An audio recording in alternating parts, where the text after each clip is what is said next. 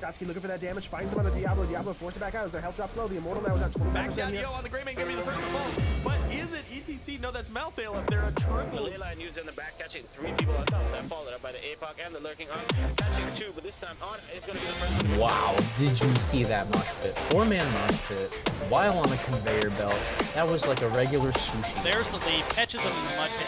Time trap does pop. Mosh pit goes out. Cleveland's still in trouble. Pops to stay a while and listen, but it's not going to matter. Here comes the Boros on the backside. The Visual gets plunged and then stunned. Oh my goodness! The combo! Getting shrunk down, ETC getting killed. He becomes dog food for the Greymane. I didn't think they had a chance. I thought it was all over. We said all or nothing, and they got absolutely everything.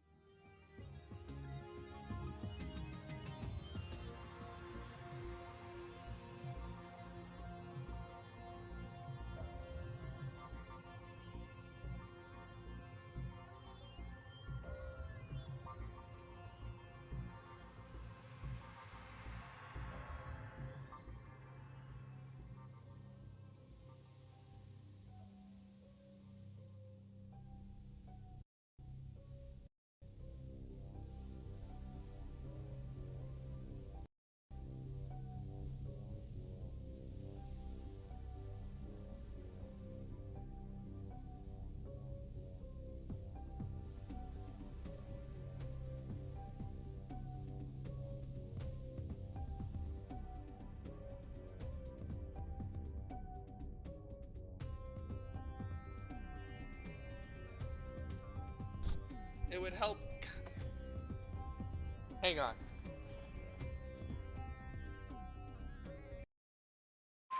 Infernal Shrine. Oh, hi, here. Redo the bit of me going around messing with my stuff. And anyway, it was supposed to be funny. Welcome to twitch.tv/ElTaquito. This is the Stormcast of Can't Censor Sh versus WHO. WildHeart Omega. And they're already in the draft because I spent so long messing up everything else that we didn't get a good proper intro. Map Band, Sky Temple, and Cursed Hollow, Dragonshire, and Altric Pass. First map picked by Can't Censor Sh is Infernal Shrines. Here we go into the draft. Please work. Yay! It's working! That's a good thing. Now the real question is, why were cats in a spot to knock down the puppy cam? I know why. Because cats are bad people.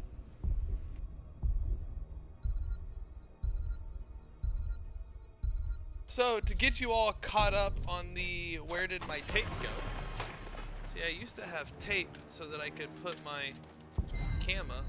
Anyway, to get y'all caught up on the draft, Blaze and Junkrat banned out by WildHeart Omega, and Joanna and Stukov banned by Can't Censor Sh.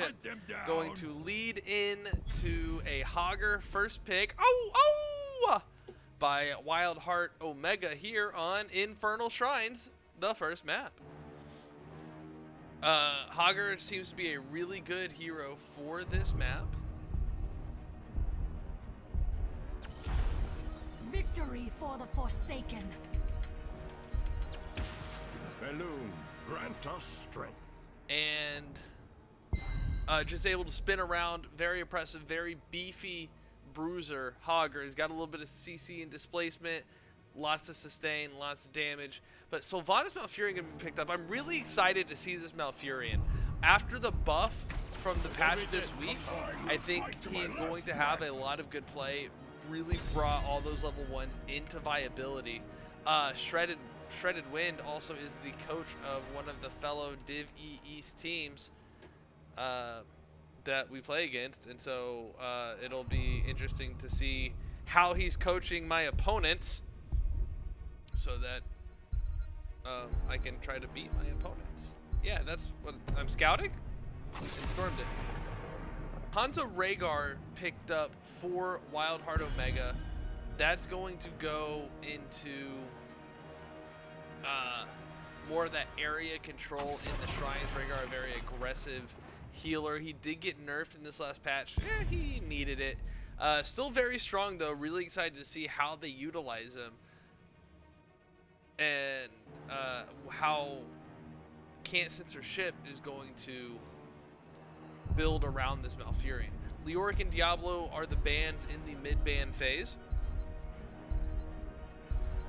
Both heroes work really well in the shrine area. Lots of walls, lots of corridors, lots of chokes. Material Tracer. Toxic.exe. Why can't I? Let's see, can I fix this?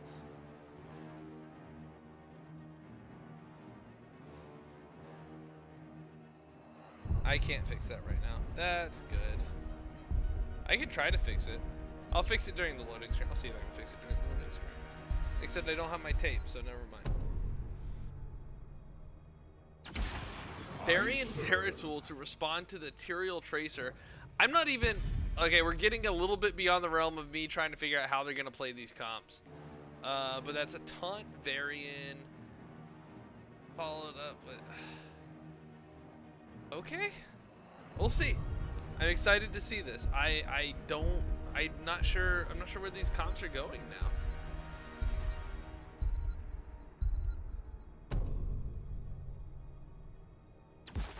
Dahaka. Alright.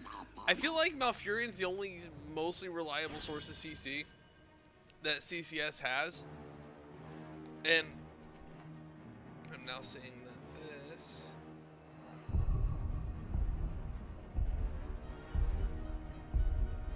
That won't fix. That's weird. But yeah, with the judgment from Tyrael, maybe, but I feel like both teams are kind of lacking in the CC department. So let's roll into startup. Yeah. And we'll see how it goes from there while we load in to game number 1. Oh, I'm rusty on the casting.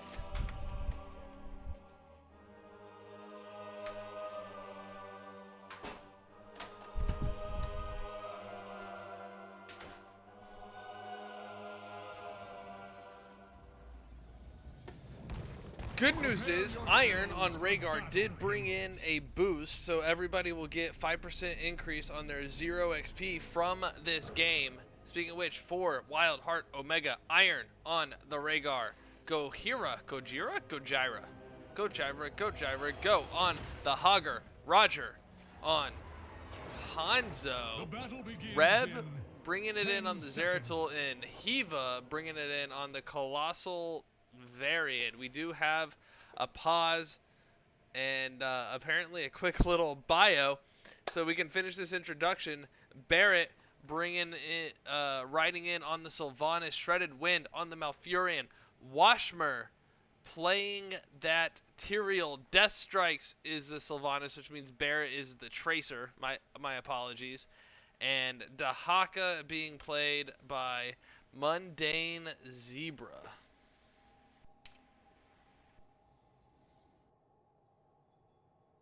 That's buttons I wanted to press. How does the game work again? Woo, it's been a minute. All right.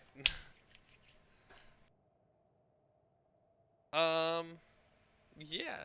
Normally, during a pause like this, I would switch away from the screen, but it's before the gate opens, and while technically they can be like, oh, they're gonna go down mid. That's what people usually do anyway, so I'm not worried about hiding that information before the game starts.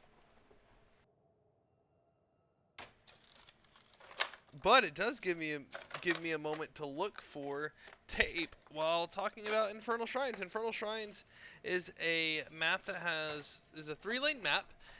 There are 3 areas where the objective will spawn, one above each lane. And the objective at the shrine is to kill 40 guardian minions around the shrine in order to spawn a Punisher of a designated attribute, which is designated at the time that the shrine not even populates, when it's just pre-designated at some point.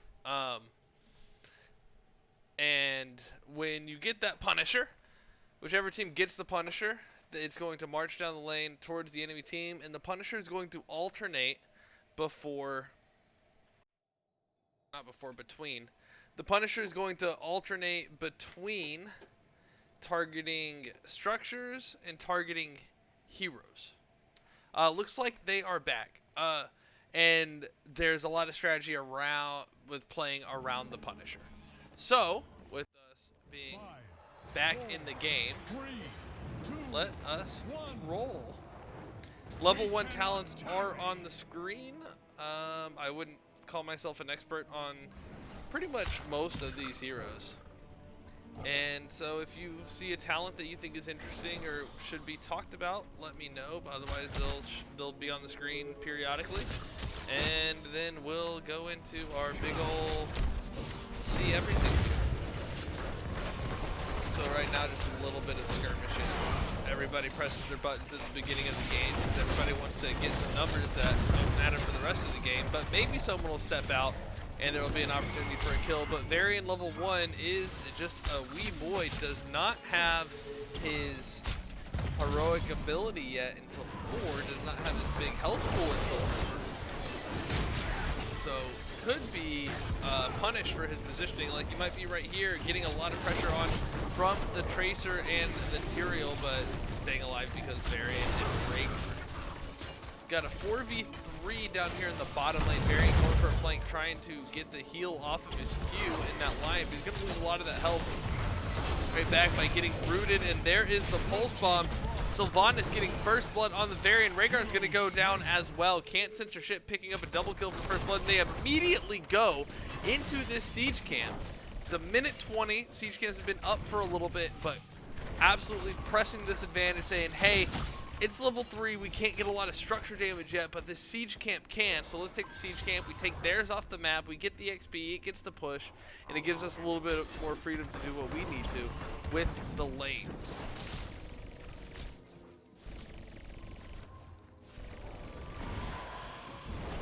Now that siege camp does get cleared out pretty quickly, but it looks like it got about 20% off of that tower. Someone do that math. 3496 over 4300. Alexa.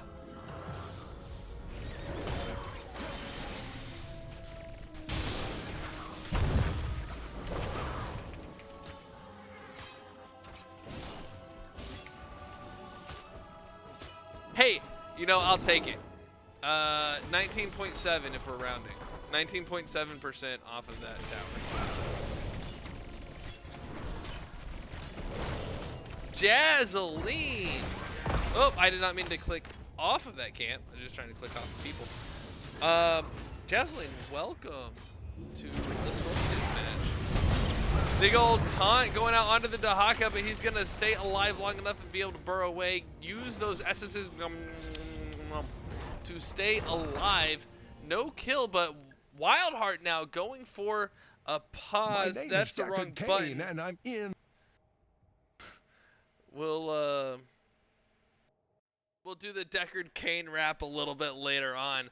Dudettes, also thank you for the follow. For those of you that don't know, Jazzaline is pretty much the essence of and the nervous and circulatory system of Girls Gang Squad. So make sure you get involved with that, whether it's supporting it or playing in it, depending on your qualifications, which I think are self-explanatory. Dazzling, a real strong member of the HOTS community. So thank you for coming to hang out with us. Let's see if I can make this command work properly.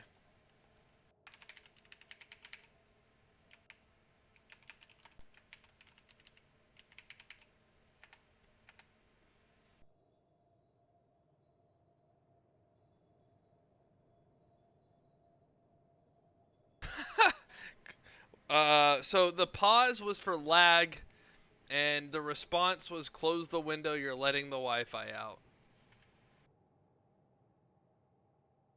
So there you go. Welcome to Storm Div. And again, unfortunately, the puppy cam is not working right now. I'll have to fix that this weekend.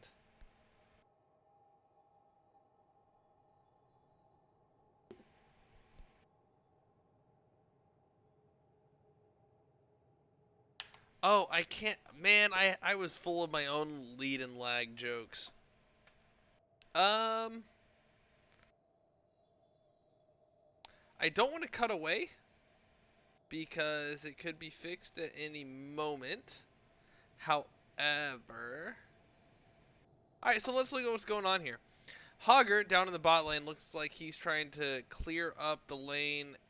No, that's all. Yeah, he's blue health bar. He's trying to clear up the lane and get control over bottom. Tyrael catch and soak here in the mid. It looks like Dahaka roaming down to counter this clear, which means 2 of Can't Censor Sh are indisposed. 4 of WildHeart Omega, the other 4 that are not Hogger, are near the objective, which is going... Oh, you can't see this, and I can't show you either.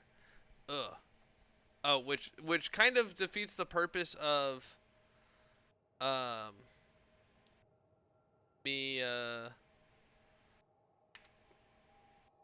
going away from the map so people can't see what's going on if I'm describing what's going on. So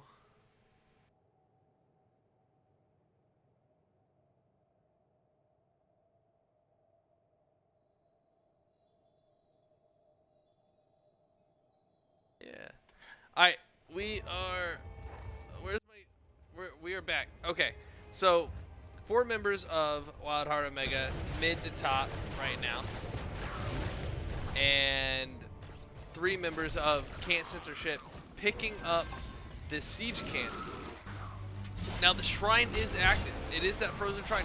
Frozen shrine is the strongest shrine, the best shrine, the goodest shrine. And it is going to be the most impactful when marching into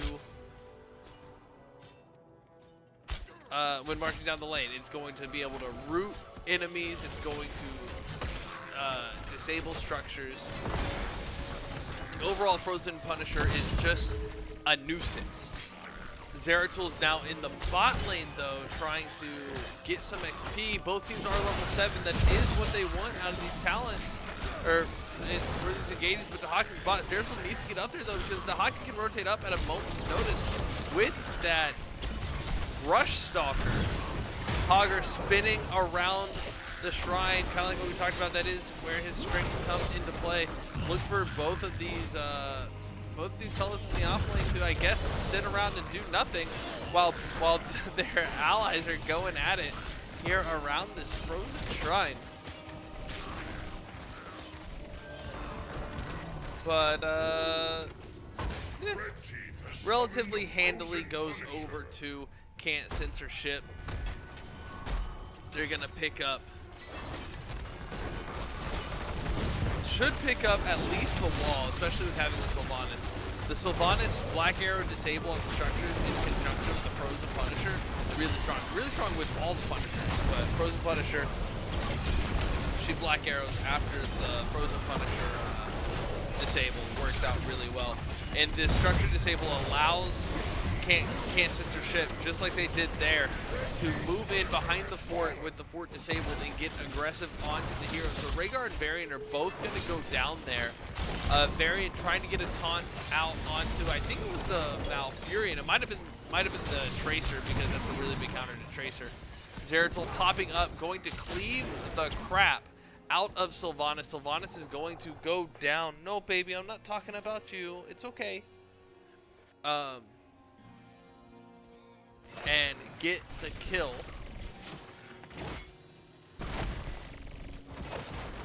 Relatively, despite getting a couple of deaths in there, that fort stayed very healthy. So, not a bad defense of the Punisher from WildHeart Omega. You want more zoom out? Am I not? Was I not? Oh. Selexia, thank you. I thought I was at the zoom out already. I appreciate it. See, I could be out here, but that's not what I want. I like this one too. And the fact that I didn't realize I wasn't there was, I've been playing the game too much instead of watching it.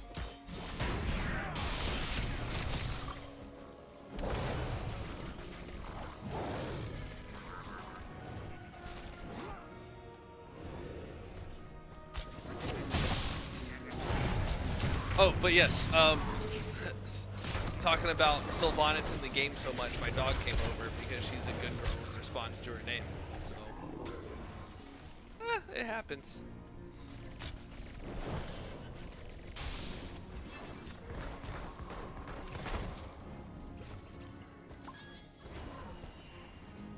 So I like kind of what both teams are doing, honestly. While nothing's going on, the lanes are pretty well cleared out.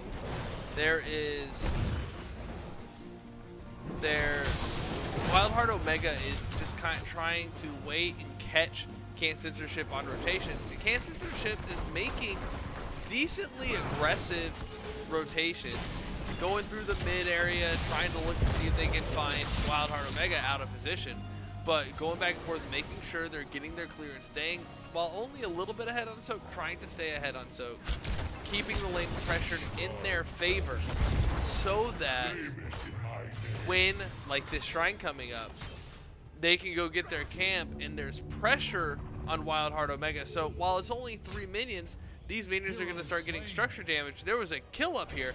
The Haka getting the kill on the Zeratul. It looks like by himself. Haka coming in, going to ult with that slam. I forget what it's called. We'll look in just a second. Not quite enough damage on the Dahaka, but the response from the rest of Can't Censor Sh is going to get the kill onto the Hogger. There is the NA arrow, and it is just going to sail on through to Canada. So level 10s, we've got Shockwave. That's what it said, right? Everyone just agree. Void Prison, Ancestral Healing.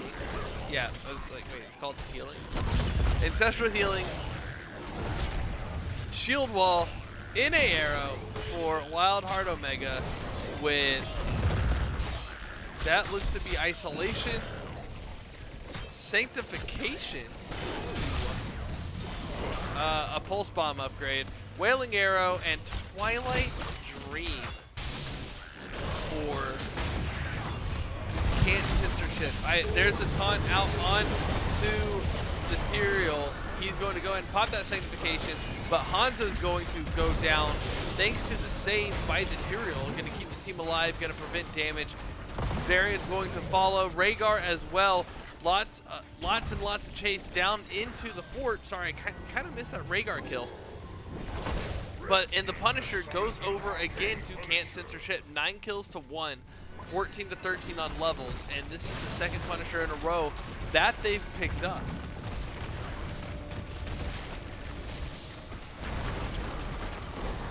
Tracer diving deep into the fort to get the Zeratul, and it's going to be enough, and the black arrows from Sylvanas is going to keep Tracer from taking the damage after hitting the Zeratul. Just a really, really clean kill coming out of Barrett with the assist from Sylvanas there. This Arcane Punisher marching forward, still still half health, jumps over the wall, gonna start going at the keep here after it untargets from the heroes, but that targeting redirection onto the heroes allows them to drag it away from the keep, and they can just wear it down without taking permanent damage onto their structures. Now with the 4-man rotation up here onto the Hogger, who's already just spun away. Hogger looks like he's not going to have anywhere to go. He's going to try to get a shockwave off just to get that CC out. It's not going to be enough. Sylvanas gets the killing blow onto the Hogger, and now this top fort goes down. 2 forts coming out of that objective phase. A really, really good capitalization by Can't Censor Sh, using every opportunity that they have to move forward. While WildHeart Omega trying to hold on to their lane pressure where they can, while Can't Censor Sh is occupied and staying together. But they need to respond to this keep in the top lane, which they're doing a good job of. They've all come up. This looks to be a 4v5. Now that Hogger's up, could be 5v5. Dahaka going ahead and backing here in the bush to go to lanes, and there won't be a chase. Everyone just kind of chilling out now.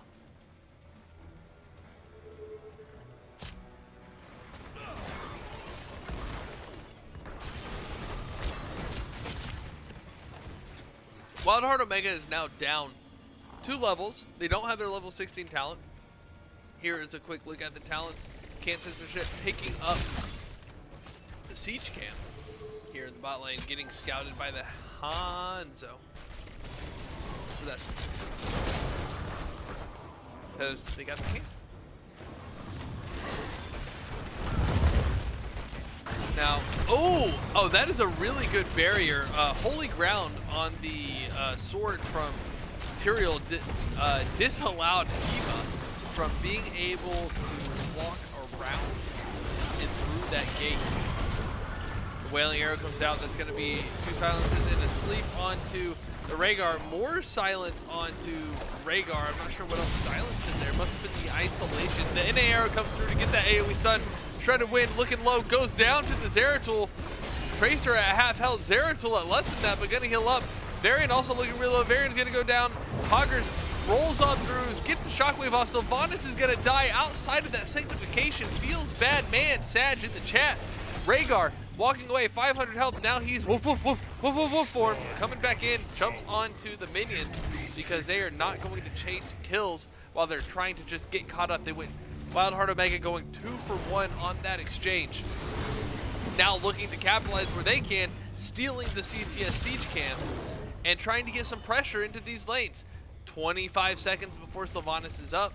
Malfurion almost up. WildHeart Omega needs to get some pressure while they can.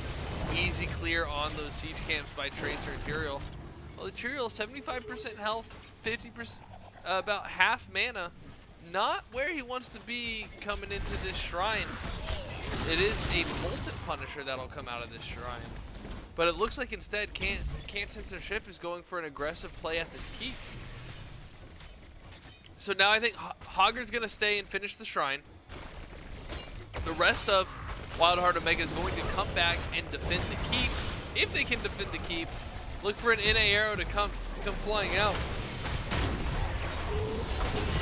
Maybe? I would have really liked to have seen a Hanzo arrow come up into that keep area, just because that stun can be so big under keep, especially with the taunt from Varian. That keep goes down instead. Hogger's working on that bottom fort with the Mortar Punisher, and there is a Void Prison. There's an arrow hitting into the Void Prison. Mundane Steamer looking really low on the Dahaka. Iron trying to run away. Woof! Goes back into Wolf Boy form. The essence is going to be a lot of healing along with the Malfurion. And now Zeratul looking low. He's squishy, but he's slippery as well. You ever try to squish a squishy slippery? It usually slips before it squish. Just saying. Dahaka rotating down with that Bushstalker behind the Hogger, but I really don't think that that's much of a threat. But the Molten Punisher over the top rope onto the Dahaka, putting Dahaka at half health, which I guess is kind of more what he was going for anyway, pulling off that Punisher. WildHeart Omega down most of this level, does get the keep from the rest of that Punisher. We went away a little bit earlier. I thought the Punisher was going down. but WildHeart Omega coming back in. They're down 12 kills to 3, but if we take a look at the XP, the hero XP is almost half and half, or half because of comeback experience, whatever. So those 3 kills worth a lot of the portion of the 12 kills that Can't Censor Sh has. The late game, very important in this game. 6.5 out of 10, no comeback mechanics. Zeratul about to jump on in here into the siege, into this bottom fort. The fort does go down. Monday Zebra looking low, going with that burrow. Rhaegar is going to die, but the NA arrow comes out, gets the big ol' Sun Tread Wind, going to fall along with the Hogger. Tracer following up on the Zeratul. I don't think Zeratul is going to be able to get away from this Tracer. Tracer has a lot of sticking power, but so does Zeratul. Zeratul coming back on the Tracer, going to Void Prison 3. With those 3, not able to save Tracer, and oh my goodness, it feels so good watching watching Tracer get myrtleated. But Hansa's going to die to the Sylvanas Tyrael, and Zeratul running out with 1,000 health. He's going to be okay. Oh, I left the talents up over that. I am sorry. There is Catapult and a Camp on the core. They're not doing core damage at the moment, but it still requires attention. Let's take a look at those level 20s. Whatever the Shockwave improvement is, radius cooldown reductions, effect shock. Wow. And armor reduction. Sweet. That is a cool upgrade for Hogger. Spell damage, healing, spell vamp as we would call it. Storm shield, was it Pit Fighter now? No, elemental conduit. Interesting adaptation to Storm shield. Glory to the Alliance to increase all healing effects, which synergizes with Hogger and Zeratul. So there's that. And Sonic Bullseye to make the Sonic Arrow go faster and stun if it hits. Goes what, 200% fast? Goes 100% faster. So twice as fast. Then for Can't Censor Sh, the improvement to Isolation Contagion, making it AoE. The Sanctification improvement, which increases the duration and increases the damage output of the team. Whatever Tracer does, total recall because nobody likes Tracer. Bolt of the Storm from Sylvanas and Lunar Shower from Malfurion. This is one you don't see very often. If Moonfire hits the hero's cooldown, it is reduced by 1 second. And the next Moonfire within 6 seconds deals more damage up to 60. Well, there you go.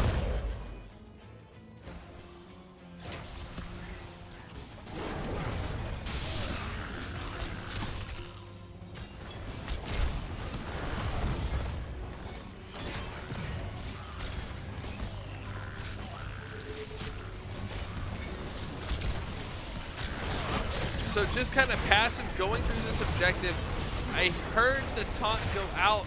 I don't even know where Varian is. There he is in the top left now.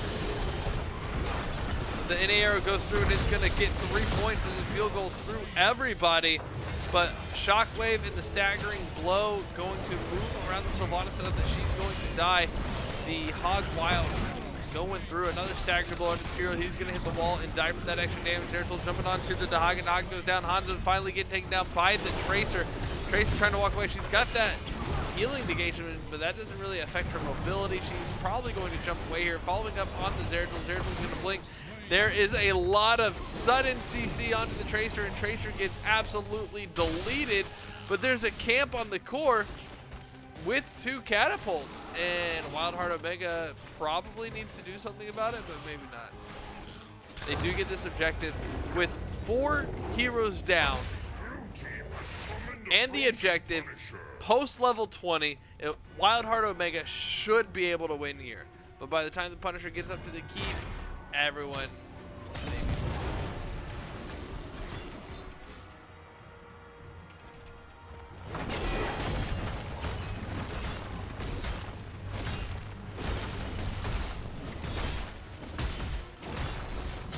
swing, swing, swing. Variant sword when he's not twin games.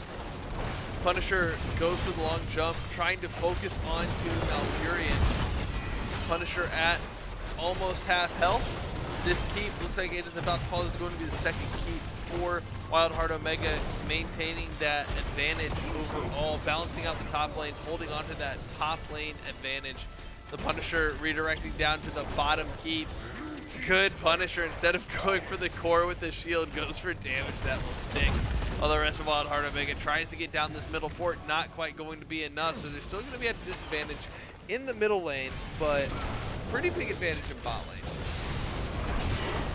There is a taunt onto Dahaka, but he's going to Lego brick his way away, walking all around. Zeratul looking for an opportunity to jump in, but not quite finding it. The Twilight Dream goes off, going to get some silencing action out, but the shockwave from the Hogger gets a couple stuns. The Void Prison going to catch 4 and Hogger. And there goes the Sonic Arrow missed just by a little bit. No stun from there. And it looks like Can't Censor Sh and WildHeart Omega are just going to walk away with their ults on cooldown and be like, yeah, that's cool. That's fine. Oh boy, we don't need our buttons. Taunt out onto Tyrael, who's going to just Eldruin away. Eldruin is the name of Tyrael's sword, for those of you who don't follow. Just like Steel, we can revisit the talents. I have a hard time remembering to show talents after level 20, or after going through the level 20s, so.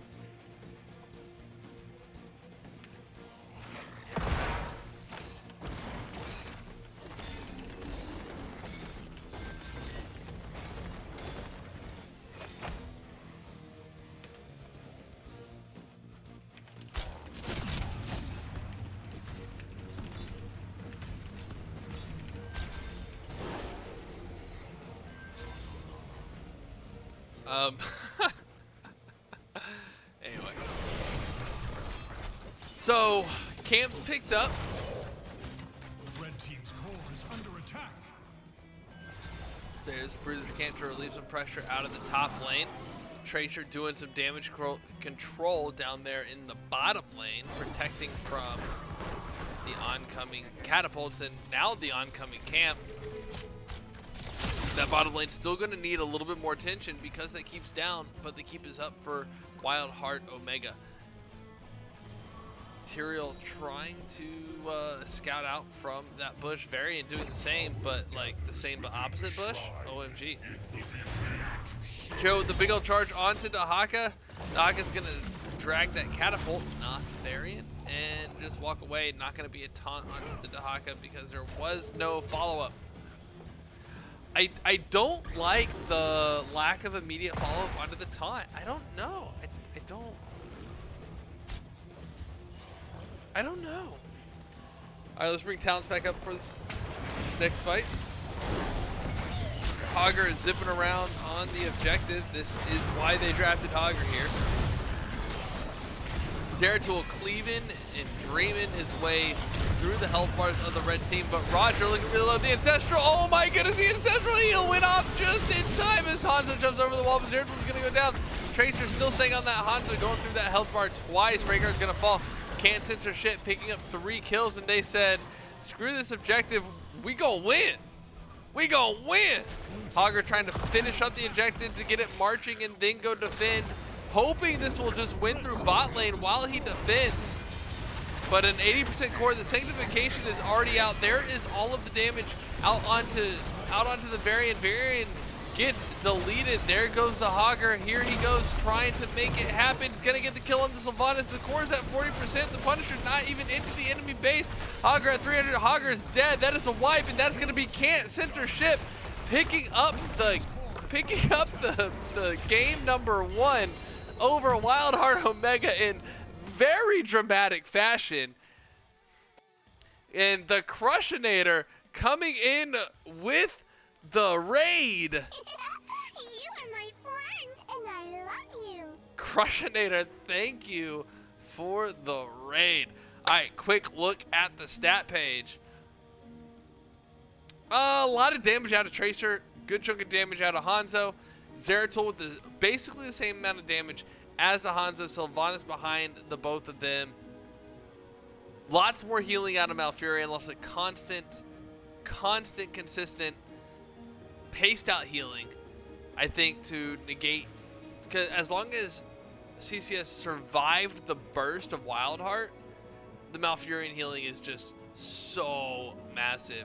Rhaegar with some really good heals coming through in a lot of those opportunities though. So good. It was good play. There were a couple of times where, I can't go to this. Oh, I'm on the summary page. No, I'm on the stats page. Talents? That's the one I want. We can show the talents. I know, Celestia, that's right. An unlucky raid of 68. Hang on, let me... But what a game number one. Long game, level 24. I say long game when it's 0 seconds. So, talents are on the screen. I personally thought that WildHeart Omega had the game there towards the end, but that last fight just shows you how important late game is in not making mistakes.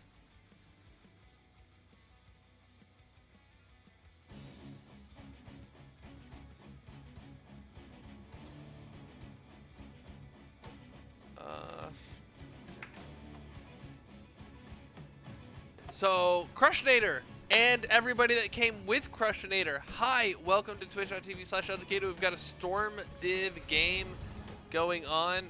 Ignore the May. I'm a Leoric player for anybody that runs into me. No. Where are we? Let's go to, that's the wrong set of buttons. There we go. Crushinator, how was your stream?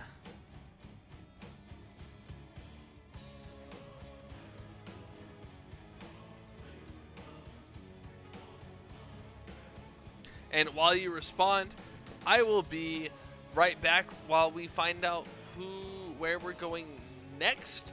But Can't Censor Sh taking game number 1.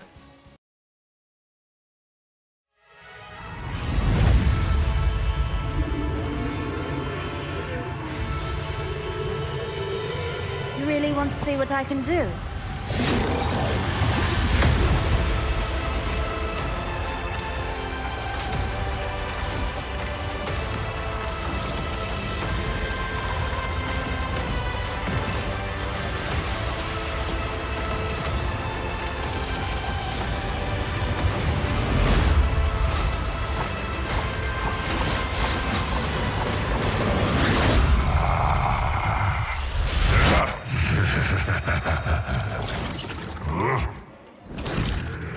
Impudent child.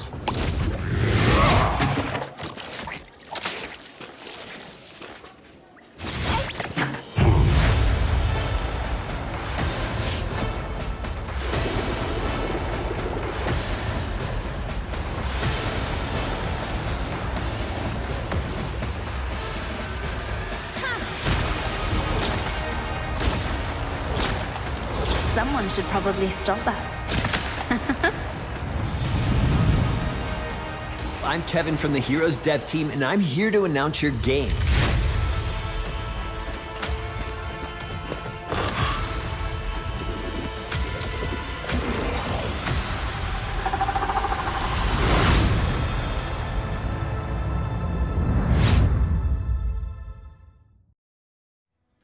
I am not Kevin from Heroes Dev Team, but this is Darian.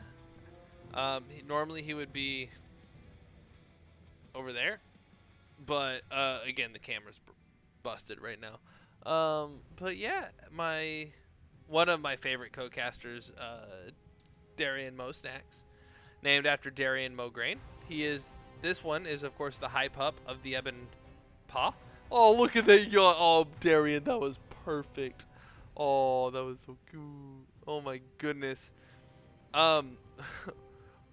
Everybody, again, everybody from Crush's Raid, welcome. We are awaiting a lobby for game number 2. I'm assuming I didn't miss it, for CCS, Can't Censor Sh, versus WildHeart Omega. The keying is a little weird. Hopefully I'll get this fixed. I'm gonna revamp my stream a little bit here over the weekend, I think. But I'm glad everybody could make it. Towers of Doom. Nope, that is a different. Nope, that is a different match. Dang. Darian, where are we going? Where are we gonna go for map number 2? I don't know, but I hope they have stacks. Yawn. Come on, do it. Yawn. Yawn, Darian. Yawn. Yawn. You're a cutie, though. It's okay. It's okay. So, if we go back to the map pool, Infernal Shrines, done. Sky Temple, Cursed Hollow, out of the map, or banned. Dragonshire, Aldrich Pass, also banned. So we're looking at Battlefield of Eternity, Braxis Holdout, Tomb of Spider Queen, Towers of Doom, and Volskaya Foundry. This is a best of 5. So we have the potential of seeing all but one of the maps tonight. All but one. And we don't know what the one is. Well, we know what 4 of them are. But we don't know what the straggler map would be because, well, we haven't gotten there yet. Alright, we have a map.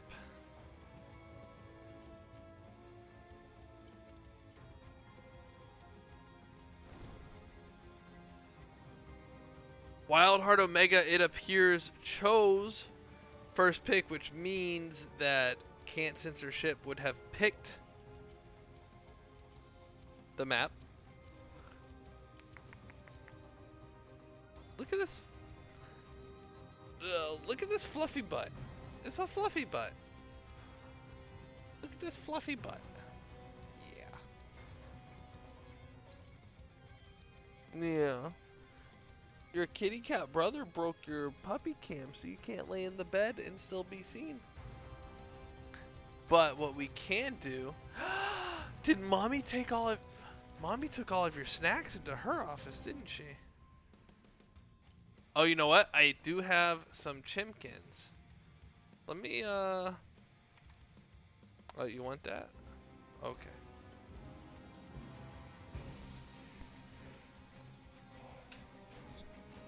Here. Yeah, you can have some snacks. His name's Darian Mo Snacks for a reason. Alright, now we are into the draft. Battlefield of Eternity. So, looking for things that are single target damage dealing. Mainly because Battlefield of Eternity, 2 Immortals go at it. And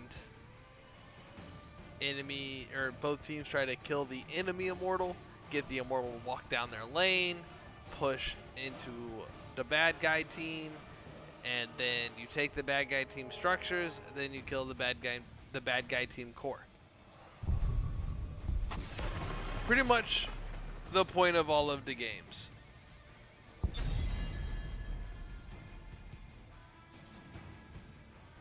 All of the games, the point is to win. And if the point is not to win, then why are you playing the games?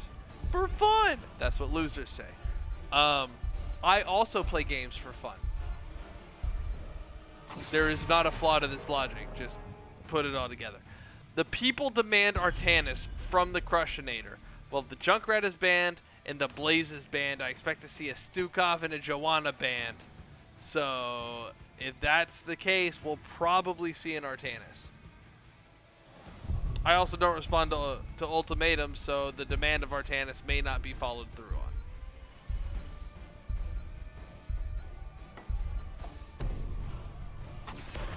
But I'm not in charge here, I'm just watching, so... Actually, demand all you want.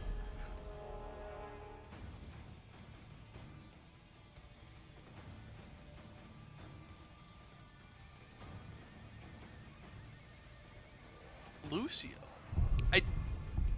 So a Lucio ban is like when you wake up in the morning and someone's already cooking bacon and biscuits and gravy. You love the person who did it. Man, do I hate playing into Lucio. So,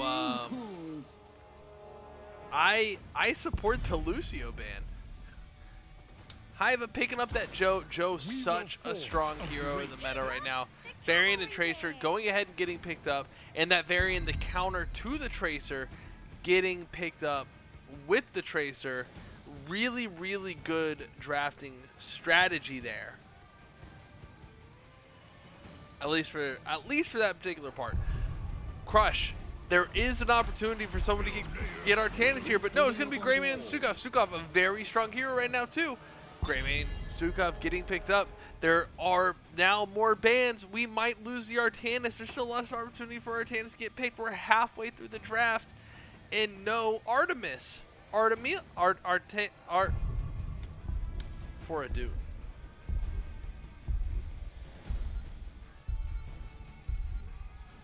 Look, I'm not here to be coherent. I'm just here so that y'all can see what's happening, and if you want, you can turn on the sound.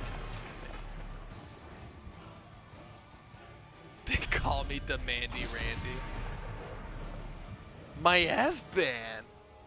And Malfurion ban.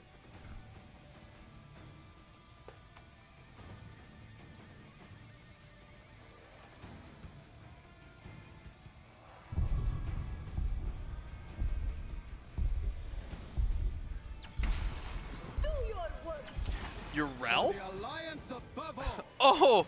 Oh, that guy! Please, now is not the time for that. Also, it will never be the time for that.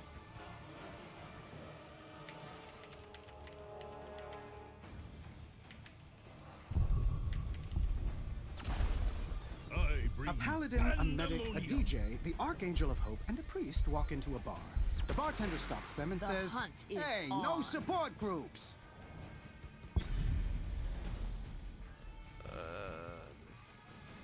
What's supposed to be happening? There we go.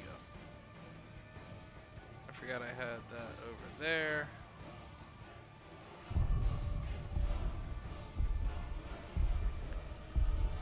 I lost my button. Guys, where'd my button go? There it is. I found it. Thank you. Alright, so Anduin and Urel together. Chin and Lunara. This is exciting. I want to see this Chin. I want to see this Chin action.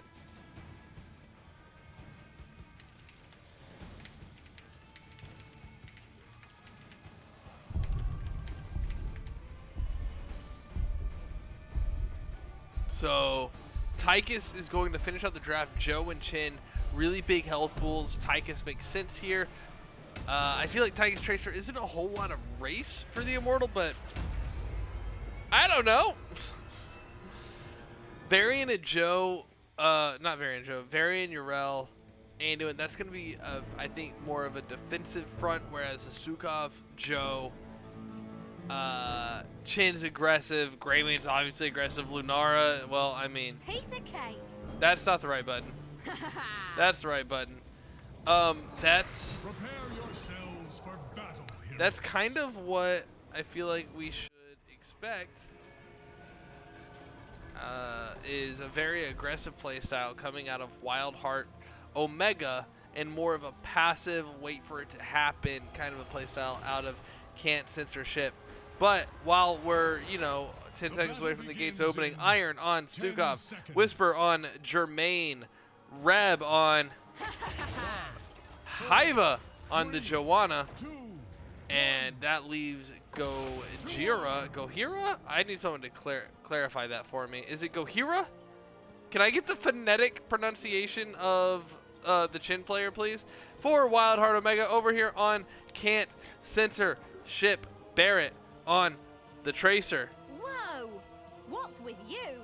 Mundane Zebra rocking it on the Urel. Down in the bottom lane, we've got Death Strikes on the Tychus, Washburn on the Varian, and then telling Varian is Shredded Wind on the Anduin, but you know who he's not got? The Tychus. Tychus going down.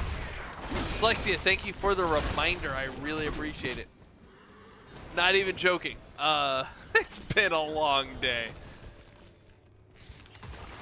The G is silent. Weary, please tell me that's for real. Go Jira, redeemed. Alright. Oh my goodness. I love all of you. Thank you for coming to hang out. Dyslexia, the Z may be silent, but it's also invisible. I'm gonna say oh hi right now. Also, those shout outs remind me, shout out to my wife, Valaravia, for keeping me alive when we play HOTS, both in the game and also for real. Because, man, is this game stressful sometimes.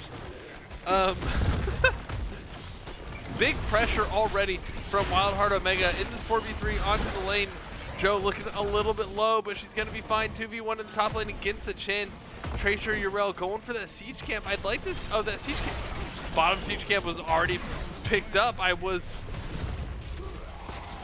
too busy paying attention to how do you say Ohira, and I didn't pay attention to the camp. Woo!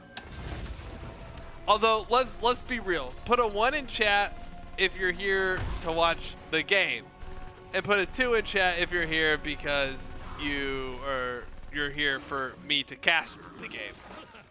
And that reminds me, we're gonna do a quick prediction because I have questions to do that.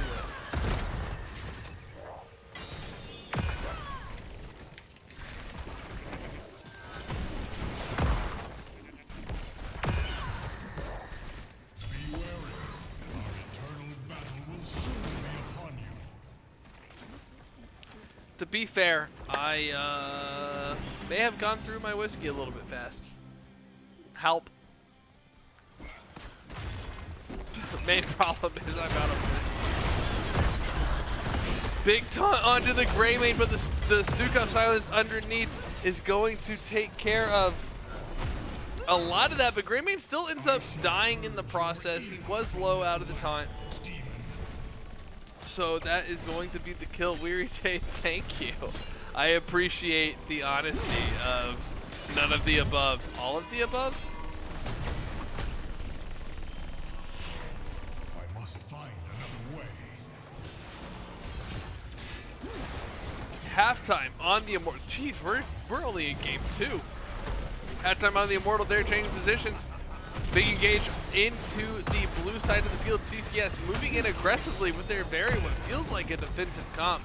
I guess we'll see if they go Light Bomb or Salvation though, and that'll really tell us what type of comp they're trying to run. But Tracer looking for that race. The rest of CCS on the defend. Whisper there on the Grey Mane. Words going down. Trying to be aggressive on this board at this point. Stukov's going to die. Very, very picky comp. Tychus really strong single target hero damage. Tracer really strong single target damage. The taunt holding someone still. The execution coming out of Can't Censor Sh is working out really well. I keep wanting to call them the other CCS name, the one that like I believe is how CCS started was with Can't Counterpick Stupid. Because welcome to MOBAs. Although I like Can't Cleanse Salt. I think that's a pretty good one too. But Can't Censor Sh, we'll take it. This boat shall not be blocked. The first Immortal going over to Can't Censor Sh, pushing down the bot lane, coming on route. Because that 2v1 in the top lane got a lot of value, or not, maybe not a lot of value, but got more siege damage up there than down here in the bottom. Immortal came down bot. It's at half health. The shield is gone. It probably doesn't get through this fort, but there is the big old taunt onto Hiva. The silence underneath that helps stop the follow-up. Hiva's gonna live with half health and get healed up by the Stukov. And CCS going straight for this bottom siege camp, but this is a 4v4. The siege camp's engaged onto CCS. This is a good opportunity for WildHeart Omega to roll in and try to make a play here, especially with Urel coming down. This is a 5v4. The Stukov is going to go down. I say especially. That is the the red team, Urel. So countering the engage, good kill pickup on the Stukov. The camp gets secured by CCS, and that's going to be a march into the bottom fort. Honey, will you bring me some toast to soak up this whiskey? Red team has destroyed a fort. Not even joking. By the way, Howlerhead. It's a banana flavored whiskey, but it is super good.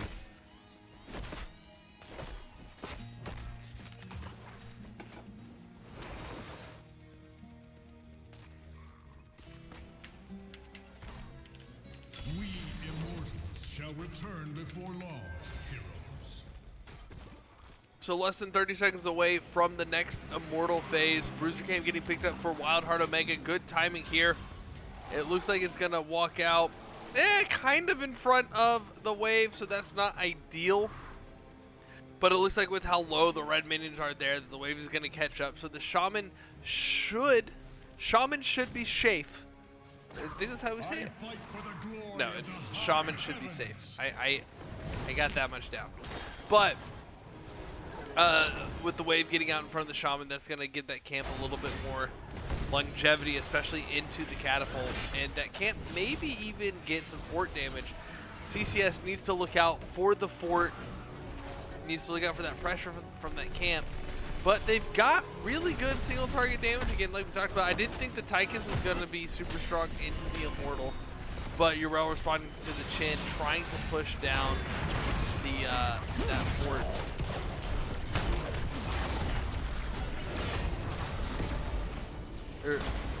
And so that's going to drive the chin off. Tracer, Stukov going to both die in really opposite parts of the map, kind of. No, right there. Yeah, really opposite parts of the map. Just going down. Anduin's going to fall as well behind his own fort. Really divey chin, divey Greymane. This is kind of what we expected to see out of WildHeart Omega, is that really aggressive, I don't care if it hurts, I'm gonna murder you type of heroes, with the Chin, the Joe, the Greymane, the Lunara, and Stukov's like, I'm going to try to keep you up, I am the machine. But he's still sad. For change in strategy. Uh-oh, I need something. My wife won't bring me toast, and now I'm just gonna be blurry. Tychus moving on in with that minigun onto the Joe, not gonna get a whole lot of damage out, but the red Immortal looking really low, so CCS trying to defend this Immortal, trying to keep it up. They might send Tracer over to start racing down, but here comes Joe in on with the blind into the defense. Maybe get some dismounts, just get some vision. Urel jumping on in and walking out, getting chunked down pretty hard. There's a dash onto Chin, Chin jumping up onto the Urel. Tracer is doing that race. She's getting a lot of damage onto that Immortal. Let's look at those talents, because there's not a big old brawl. They're just kind of skirmishing a little bit.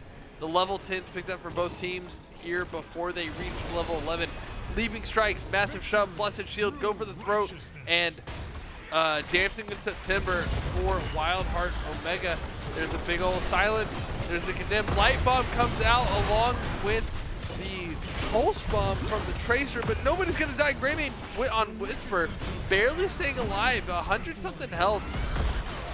The Fetid Touch quest finished by Stukov, and Joanna's gonna go down, but a counter kill from the Lunar onto the Tracer, and it looks like Anduin's gonna get the pull onto the Varian and keep him alive away from the Tracer, away from the Lunara. Big old massive shove on the Varian away from the rest of the team. This blue Immortal pushing on in. Tracer having to come back off of that Immortal earlier means that she didn't get it. And the Angel marching forth. I think Raka could tell you the name of the Angel and the Demon on this map, but I don't freaking know. Thus ends my assault on hell. I must rest for a time. And now the Angel is gone. So back to no objective 2-lane map, stall push. Big shout out to my wife for redeeming her points for me to shout her out.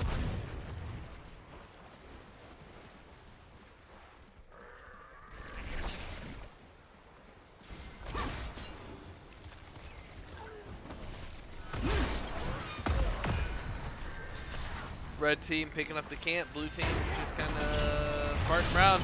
Big variant dash onto the Joe. Condemned back into the silence.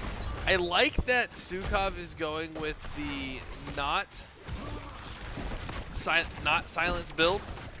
I think that really gives Belith and Alarion. Thank you, Harkin. See, I knew someone could help me out. Belith, obviously sounding like a demon's name, and Alarion sounds like an angel name, so clearly that's yes. Anyway, math. Word math. So, we talked about the WildHeart Omega level 10s. The CCS level 10s. Ardent Defender on the Yrel. Commandeer Odin for the Tychus. Juggernaut with the taunt for variant, so he has some escape. But no shield wall. Interesting. I guess because it's mostly auto attack damage, he's not as worried about it. A pulse bomb upgrade. Speaking of which, pulse bomb onto Hiva. Gonna do a lot of damage. The massive shove missing. The light bump goes out onto the Yrel, and that's gonna be enough to secure the kill onto Stukov. Joe's going to fall now, not having the healer. Lunara jumping back and forth, trying to kill the Tracer, who's going to recall away and drop the poison damage.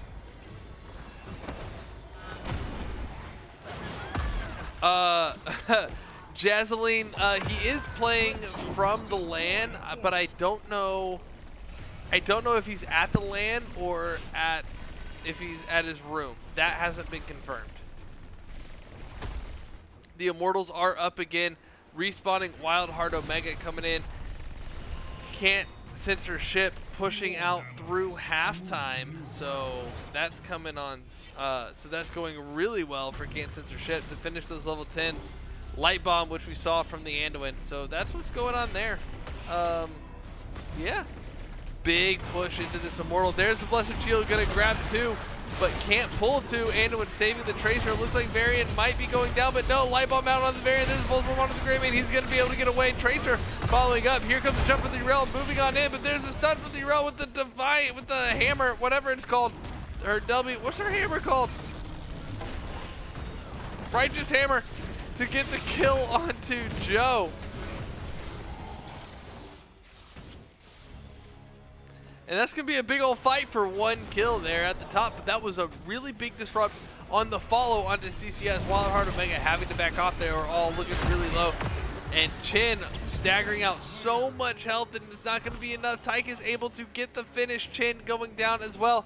That is 2 kills, staggered out by about 30 seconds. This is CCS's map to take here, getting this Immortal now.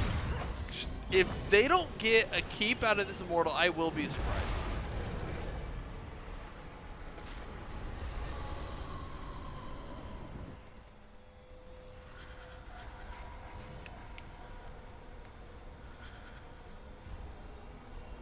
Here comes Belith. Belith? Belith? Belith?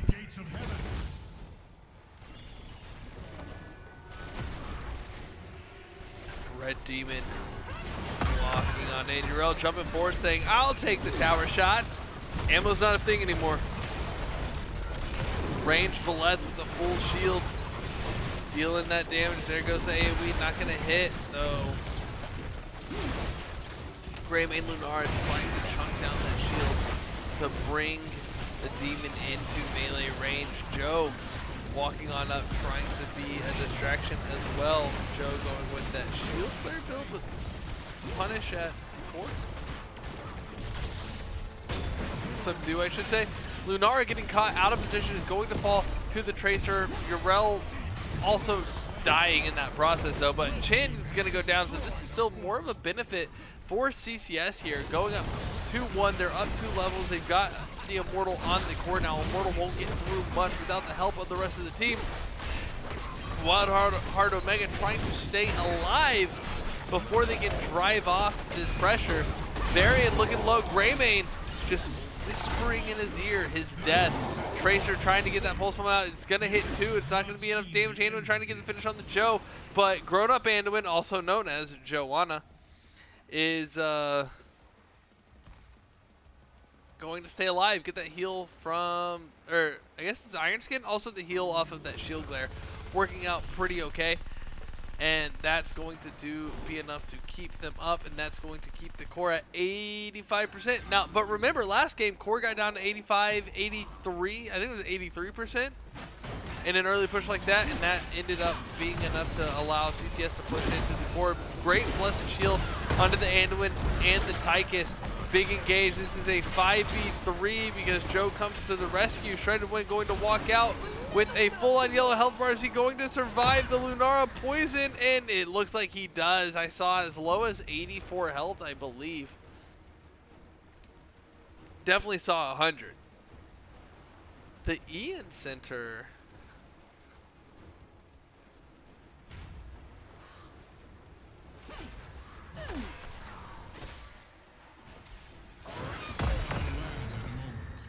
As will my foe.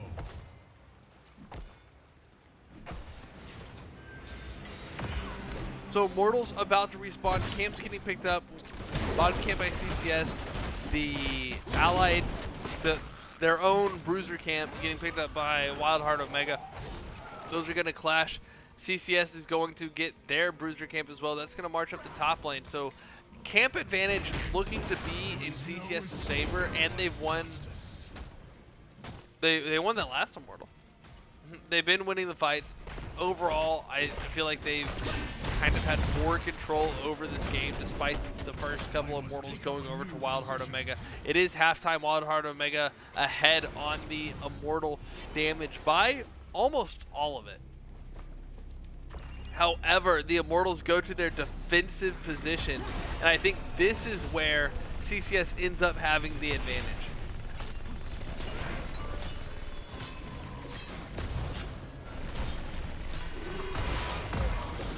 Urel jumping through, trying to be a distraction.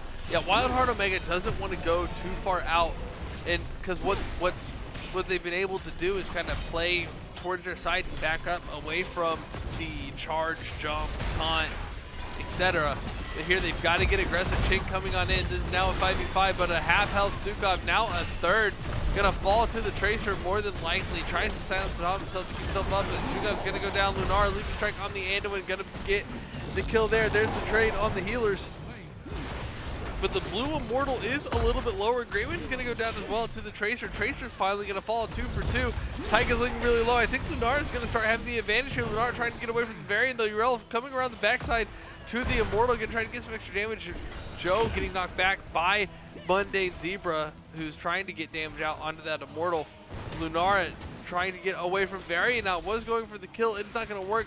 Lunara needs to put some heavy damage into this Immortal to stay ahead of Urel. Urel popping that Ardent Defender to get some extra heal.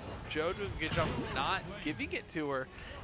Urel going to go down to the Joe, and now it looks like WildHeart Omega may take, or will take this Immortal, but catapults coming into the base, going to be rough. Let's see where this Immortal is going to go. It looks like Immortal will go top side. Yes, that'll release some pressure, but that's more catapults coming in on the defense.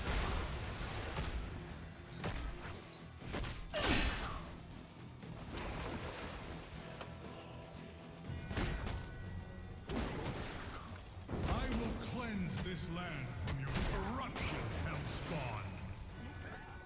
I shall march for Hell's gates. Alarian marching in the top lane.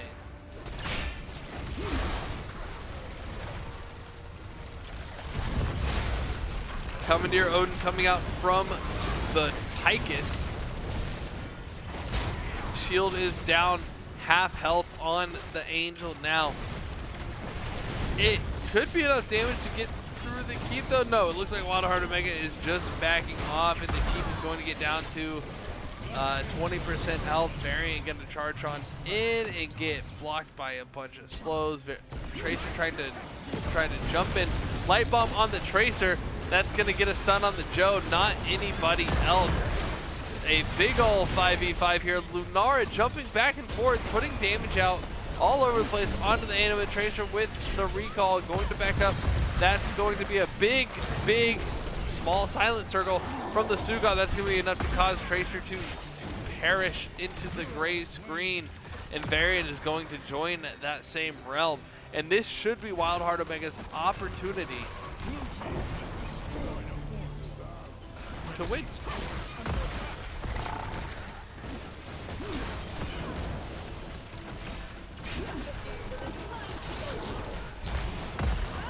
Greymane Lunar trying to get the kill onto Tychus. It is going to work, and now with that extra 30-second stagger, that is definitely... Joe goes down. Urel getting the kill on the Joe. 30% core though. Shouldn't be too much to worry about here past level 20. This is a look at the level 20 upgrades. That is game number 2 over to WildHeart Omega, guaranteeing us a game number 5 at least. I mean, not game number 5, but game number 4.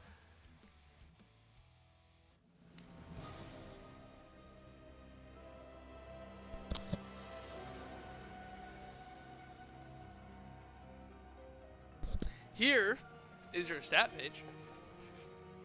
Numbers look good. Healing 99909. Healing 88866. You know, things like that.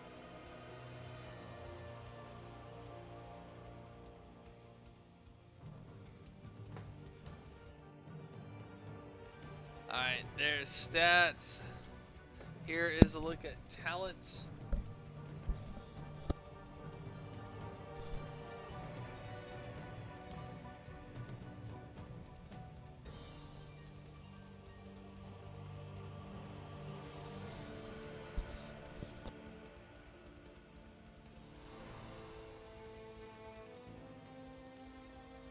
And we will be right back for game number 3 of this Storm Div match.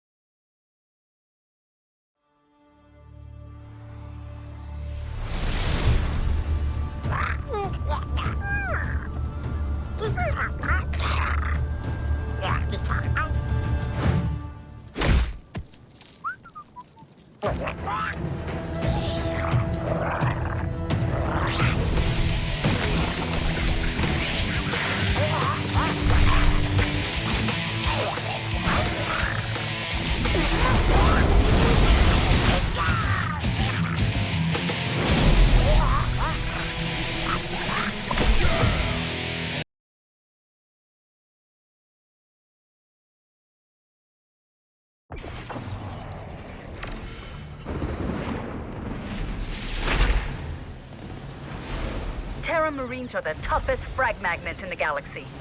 But when they're in trouble, guess who they call? Medic! Winning a battle is more than just shooting enemy soldiers. It's about saving your own.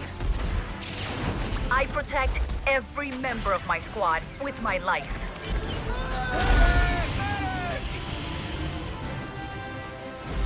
Sometimes I think I'm the only thing holding them together.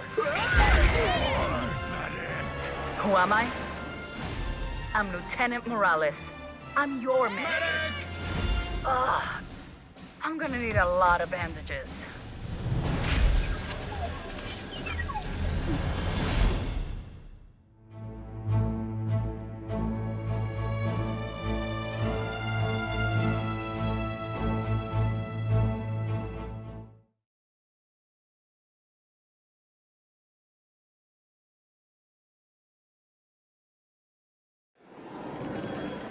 All right, everyone, gather round. On the 12th day of Wintervale, the Nexus gave to me 12 mounts a-prancing, 11 wisps a-playing, 10 snowmen dancing, 9 angels singing, 8 heroes feasting, 7 murlocs marching, 6 zombie cookies. What in the... 5 undead kings. You're ruining my song.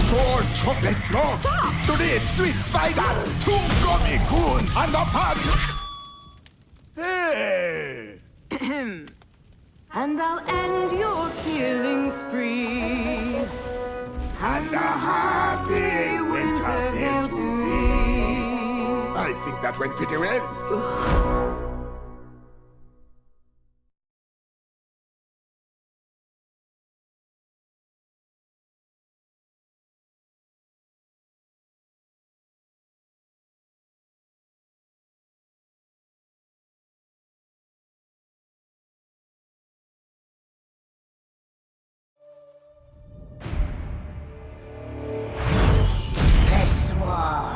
eternal. We evolve. We conquer. We will consume all within the Nexus. Your villains, your heroes will all become part of my brood. Okay, fine. You two. You will try to resist, but it is only a matter of time, for the swarm is eternal.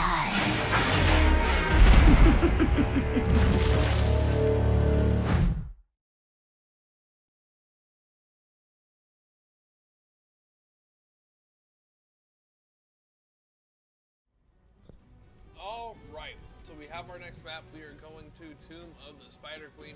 It turns out we're actually, the draft. I'll tell you who picked it in just a second. And it was picked by WildHeart Omega, who won the last map. So, Can't Censor Sh opting for the first pick.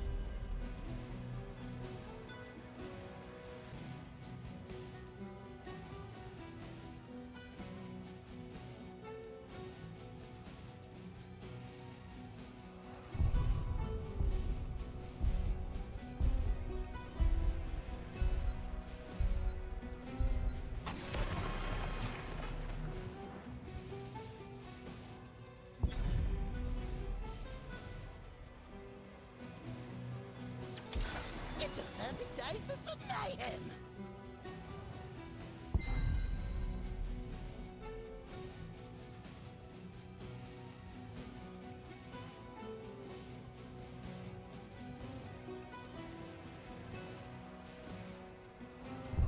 Alright, so now that the draft has kind of gotten a little bit into it, Blaze, Joe, Bam on Tomb of the Spider Queen, really good synergy together. We've seen them played with each other. They're both really good tanks in general. I think they're really strong bands here on Tomb of the Spider Queen. Maev, Hogger just bouncing all around. Works out really well. Maev, though, lots of places for her to come out of sneaky places. So a really good band there. Junkrat, Malfurion, Stitches pick up 4. Can't Censor Sh. Yeah, get some Disrupt, get some Body Snatches, get some Roots. I think they have really good follow-up for the Stitches, whether or not there's Gorge. I think there's good follow-up for the Hooks, good follow-up for the Gorge. Leoric and Stukov going for more of a Silence and Tomb style play. Like with Ohira. Ohira.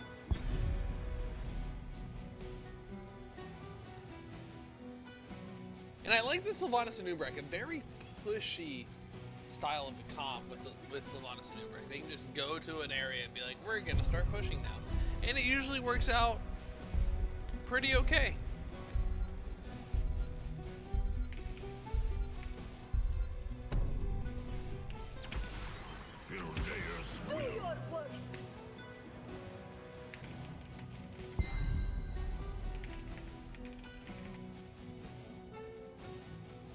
Urel and Greymane. I mean, if it ain't, well, I don't know. I think Urel's in a pretty good place now. And Greymane's just a strong hero.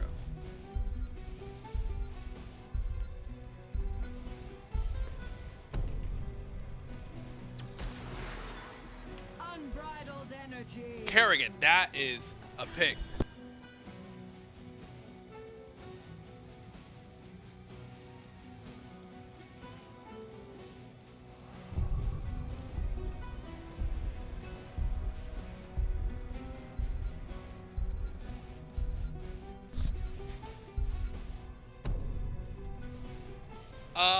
The Kerrigan, this is a very CC heavy team.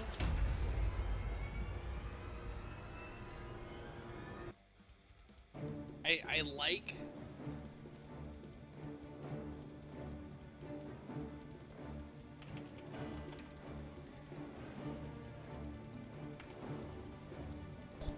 kind of like the approach that WildHeart Omega is going for here, but I also think that the Can't Censor Sh draft is in a really good spot as well. So I'm interested to see what everybody else thinks. So Kerrigan, Anubrak, or rather Iron on Stukov, Whisper on Sylvanas, Hiva on Anubrak, Pohira on the Leoric, and Reb on the Kerrigan. 4, 3, 2, 1. Into on the side of CCS. Washmer on Stitches. Shredded Wind is playing the Malfurion. Mundane Zebra playing Urel. Death Strikes on the Junkrat, and Barrett on Germain.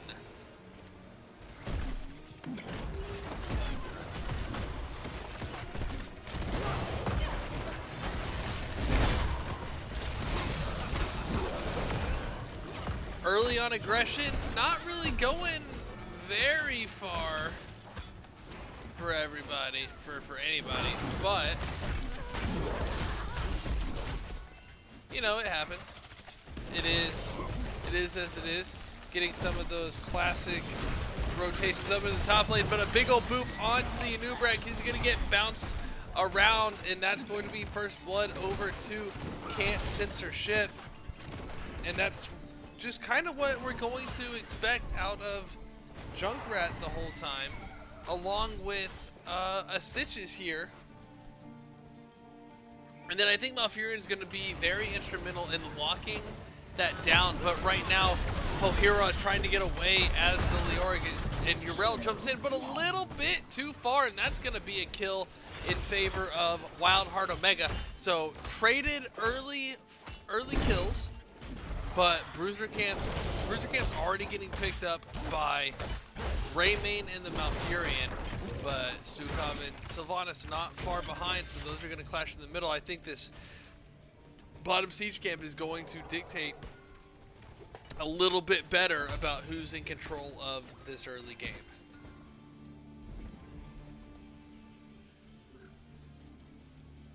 I think Dice on Sphere though has the official Gojira, but Pohira is just now waiting. Nice hook onto the Sylvanas, but Sylvanas going to just Haunting Wave away. But the Junkrat Mine saying, you don't have Haunting Wave twice yet, so you come back now.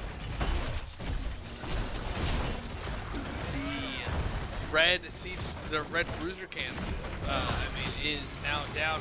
Leoric deep behind the Urel, trying to get some big old damage on her. She's gonna jump out. The Junkrat Concussion Mine, getting that separation, getting people spread out.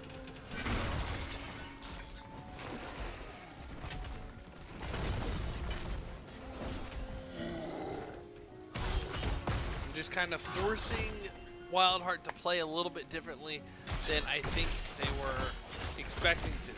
Now, if we take a look at these talents again, level 1s and 4s now on the screen, yeah, if you want to talk about them, we can talk about them. Otherwise, they're there.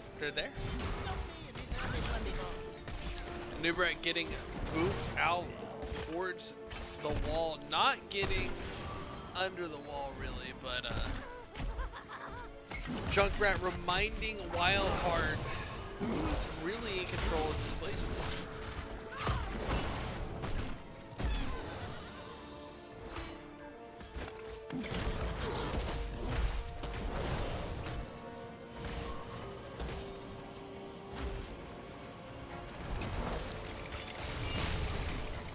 big turn-ins coming in from Can't Censor Sh. They have enough to turn in, as do WildHeart Omega. This first turn-in can do a lot to dictate how the rest of the game goes. There's the Sleepy Root onto the Nubrak. Sleepy Root still a popular pick with Malfurion. I think the changes they made to the other level 1s are going to be really strong. I think it's going to take some time to see them in the meta though. Sleep is just such a strong extra hard CC.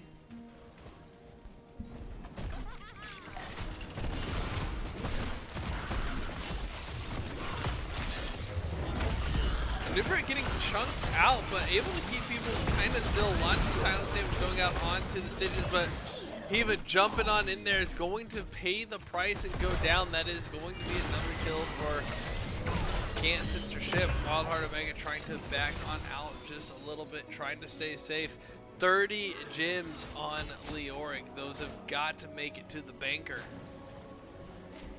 And Leoric saying, alright, if you're just going to stand there, I'm going to turn in and I'm going to make you actually engage on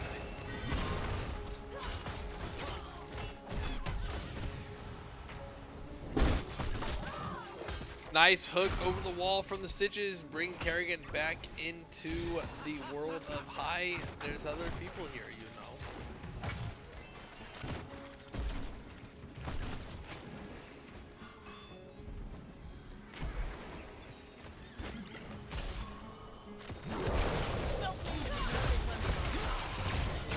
Nice combo onto the Junkrat. Oh, the wall stopping him from getting pulled to the stun. The extra stun by just a little bit. That's probably the difference in him.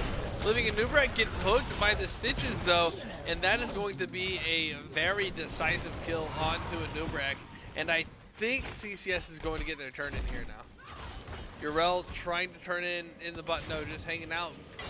Leoric trying to get that turn in, barely doesn't get it. Urel gets that interrupt just in time. There is some gems in from Junkrat.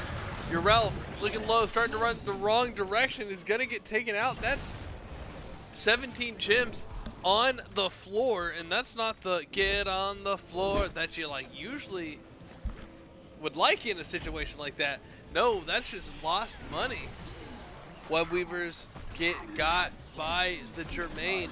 Greymane mountain up, coming to the middle lane. Now they just want to push out these lanes to give Web Weavers room to spawn forward. Lots of gems on Leoric still. Leoric, oh, there is the Entomb, but Greymane's going to jump on out from the time to come in. There's the Cocoon on the Malfurion, and Nubrak is going to go down though. Nubrak is just being targeted so hard by Can't Censor Sh. So look, we've got Ultra. I like the Ultralisk pick here. Ultralisk, Cocoon, Flailing Swipe, Mind Control, and Entomb for WildHeart Omega. Then you've got Tranquility, Bile. I really like the Bile pickup. Riptire, that's Ardent Defender again, and go for the Trope.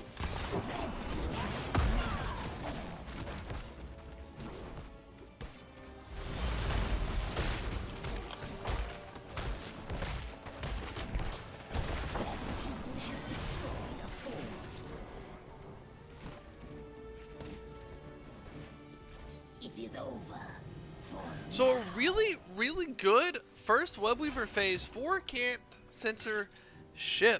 They get 2 forts out of it, not the top one, which is the boss lane. That's where a lot of people like to get pressure. They get 2 forts out of the first wave. They get a catch onto the Kerrigan, who drops, what is that, 35 gems? 28? 35? Someone had 35. And the Flailing Swipe not going to quite rescue the Sylvanas, but it was definitely an attempt. Leoric does get the turn in though. That is going to be Blue Web Weavers there for WildHeart Omega. But Can't Censor Sh still pushing on in. Big stun from the Nubrak to stop a little bit of that follow-up, and now Can't Censor Sh backing up, ready to just clear the Web Weavers that, because of how pushed in the lanes are, aren't spawning in a very good spot for WildHeart Omega.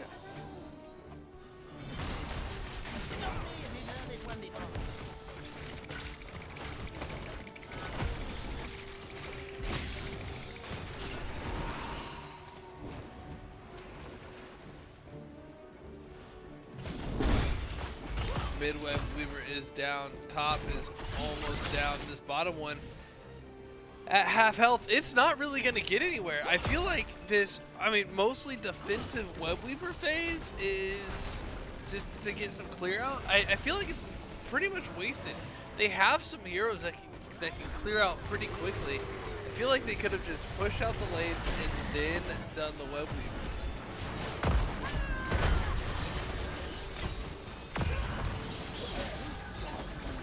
I heard the mind control outruns the Greymane and the Stitches. Greymane is going to go down. Malfurion already dead. And Urel jumping on in, going for that Righteous Hammer stun. And there is the pull onto the Leoric from the Stitches. Really good hook. A master hooker is that Stitches. Washhammer. Washhammer? Washmer, right. We talked about that earlier. Washmer. With some really good hooks, but Kerrigan's going to be the one to die instead.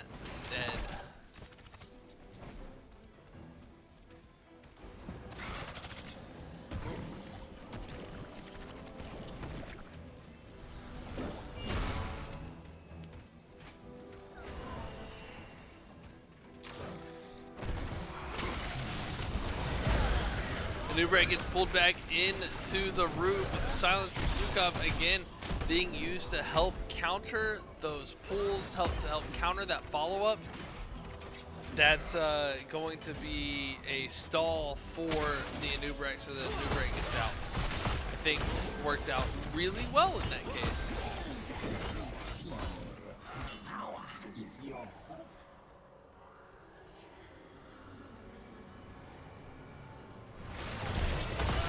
Turn in for Can't Counterfeit Stupid Malfurion with the Trank. That's going to be doing a lot to keep this team alive. But is it going to be enough? No, Junkrat is going to go down. Kerrigan's going to pop. Looks like a Nubrak and Leoric doing some of that tic-tac damage though. But Kojiro trying to walk out. Not going to stay alive. And Nubrak trying to get away with his 56 gems. That's a lot of gems.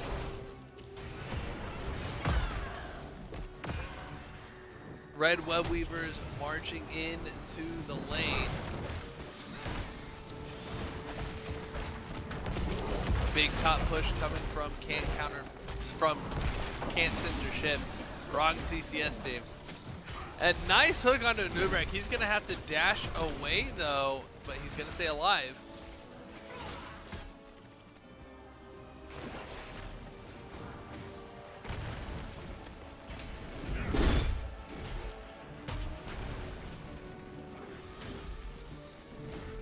And this Web Weaver phase looks like it might be waning down. Can't Censorship looking like they're setting up for a boss play.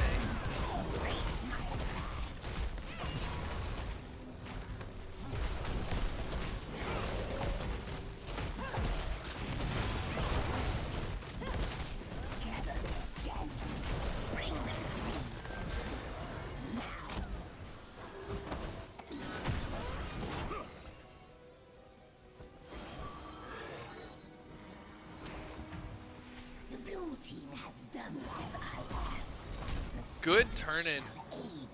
Getting all of those gems in. Really, really big move for WildHeart Omega. There is a big silence in tomb coming from the Stukov and the Leoric, but Anubrak's going to die in the process. Leoric walking out to pick up those gems from the Anubrak. That's a lot of gems between Kerrigan and Leoric.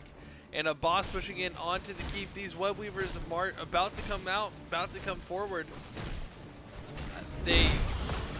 They need to get something if WildHeart wants to stay in this game. Otherwise, CCS looking like they're in a position to clear out these Web Weavers and then go for a win.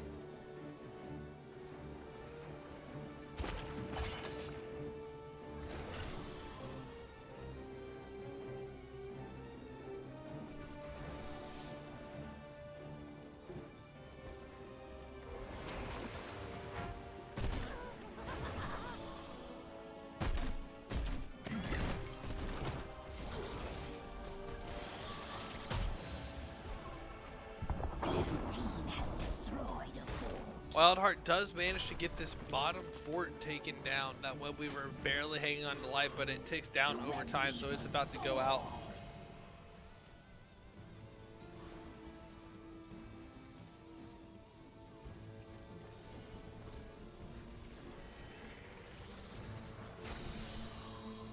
My altar waits the gems. Bring them. Bring me their power. The clutch is filled, Blue Team. My power shall aid you. And a double turn-in. This is the dream of Tomb of the Spider Queen. Getting that double turn-in is how you turn a game around, how you put the nail in the coffin. One of those two. And right now, WildHeart Omega playing from behind is trying to get that turnaround with the double turn-in. We can take a look real quick. Yeah, gems are pretty much empty for Blue Team now. Red Team has about the same total, a bit more just on the Urel. Web Weaver's marching forward. There is the silence.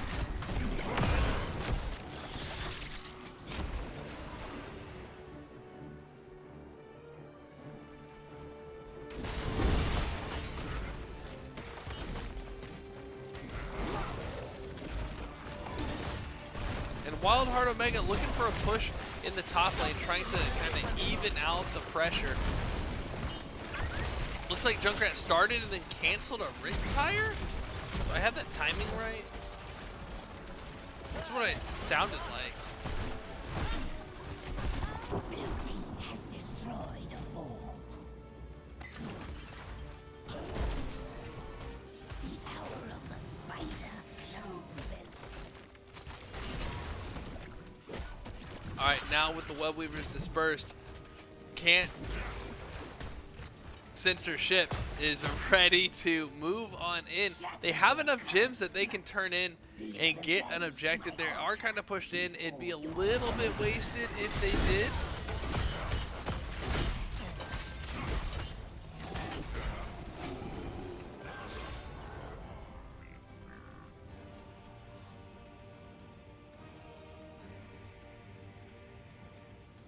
Oh, I lost it. There are the camps meeting together.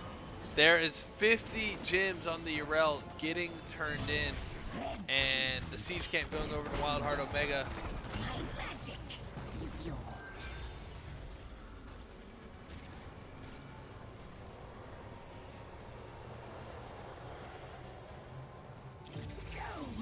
And it looks like Can't Censor Sh is looking to finish the game.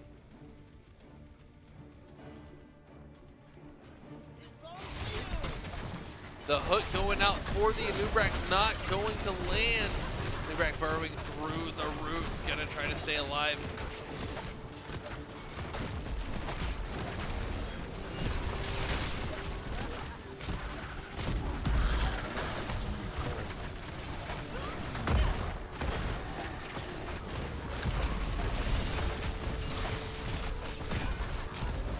And this mid keep is going to go down. It looks like top keep is going to go down next. The bottom Web Weaver is gone. The top one's here. It's not got a lot of health left, but it's probably going to get this wave off. And I think Can't Censor Sh is going to put in enough damage. No, there is the Attune on to the Urel, who's not able to ult until after the Attune falls away. We can take a look at these level 20s here in just a second as well.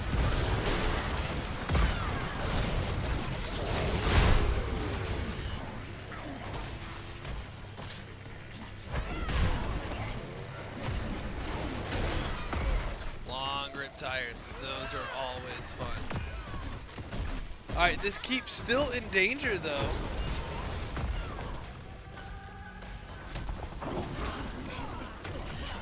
And that's going to be a big kill onto Urel. Silence, not able to get out of the silence thanks to Anubrak, and Sylvana's going to finish up with that extra damage.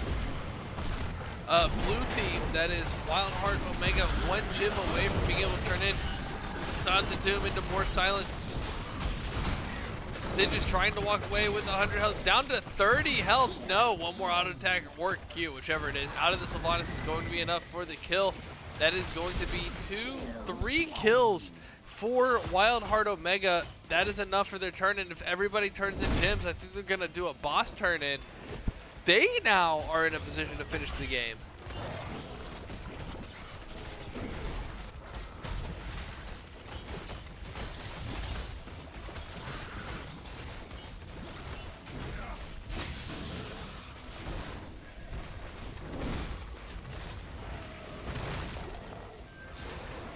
Boss goes down, cap's happening, but Greymane Junkrat pushing this bottom lane, trying to get this keep down, trying to clear out all of the structures in the way of that core, but getting afraid, not wanting to get caught out of position. Is that core? I think the keep goes. Those catapults get the keep. Webweavers and Boss pushing.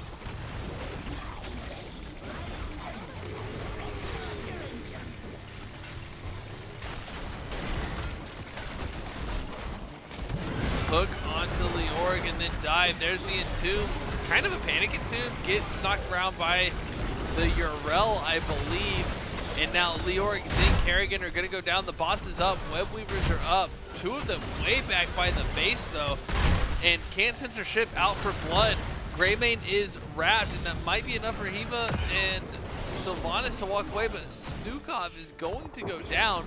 And that's 3 for none, and that now could also be it. A lot of could be it.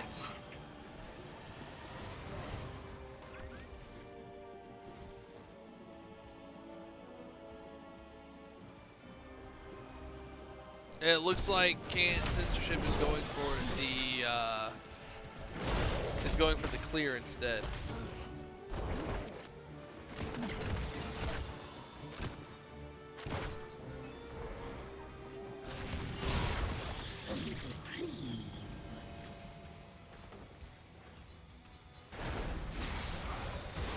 This Bruiser Camp looking like it may be getting picked up here by CCS. They're trying to get aggressive. They're trying to get invade going. Urel looking to catch up to the team. Stukov still down for a few more seconds. I think CCS is just looking for any opportunity they have to push in.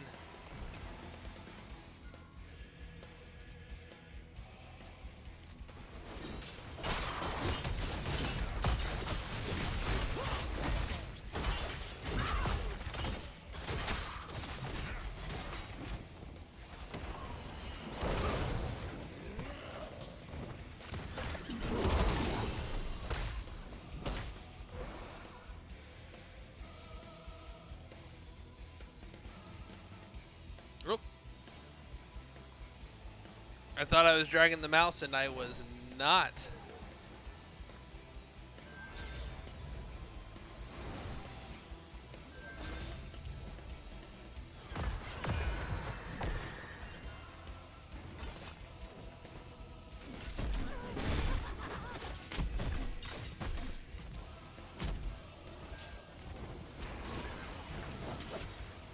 All right, all teams at full strength. This Bruiser Camp looking to go down here in just a moment should give WildHeart an opportunity to decide and engage. Neither team able to get a turn in. Big ol' pick onto a Nubrak. Those hooks by Stitches have been absolutely clutch.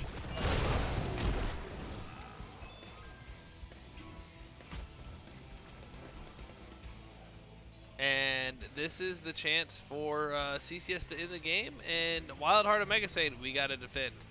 We just gotta defend.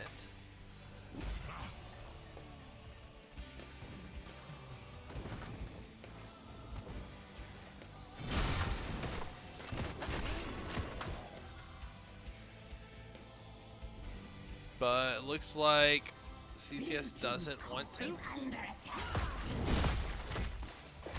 They don't want to push it in.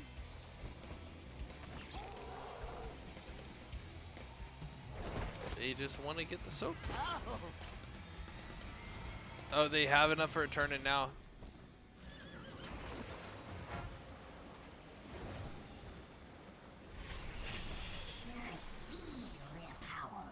Come, my children, join the red ones in battle.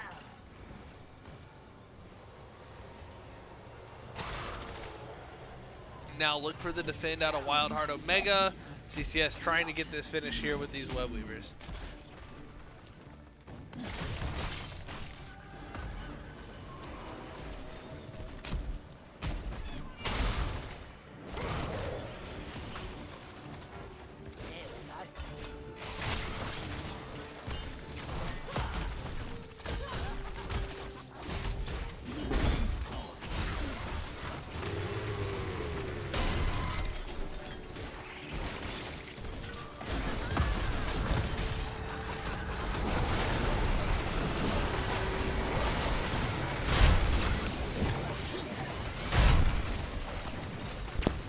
Junkrat getting taken out early. That's a lot of the disruption being removed. Greymane chasing on in into the Sylvanas, and there's a big old hook bringing her back. Greymane gonna grab Sylvanas, finishing her off. Leoric's gonna go down, and with 2 dead, and Nubrak just walking out.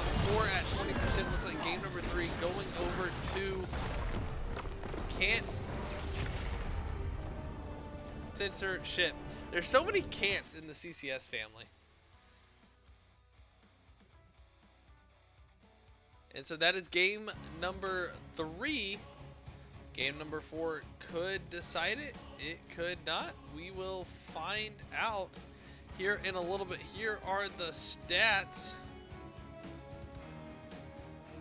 And we'll swap over to the talents in just a moment.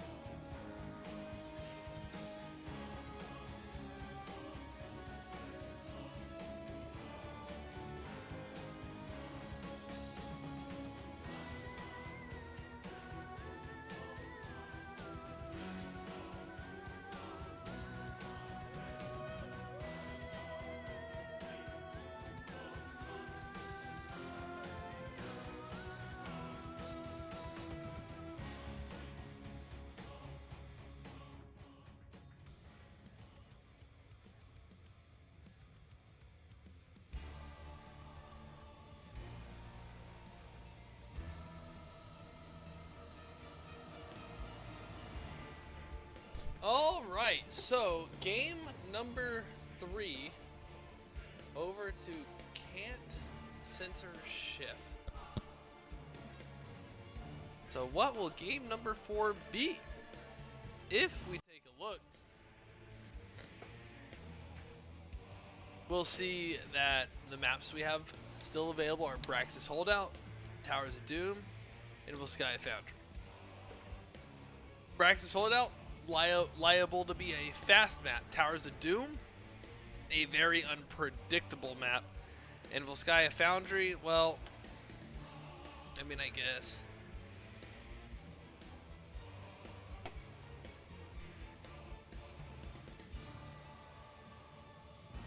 Speaking of, it's Volskaya Foundry.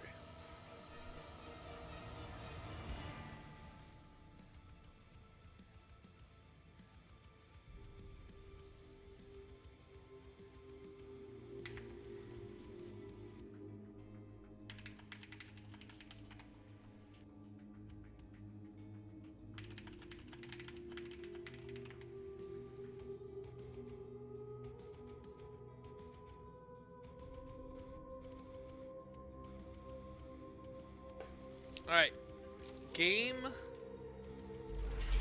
Volskaya Industries.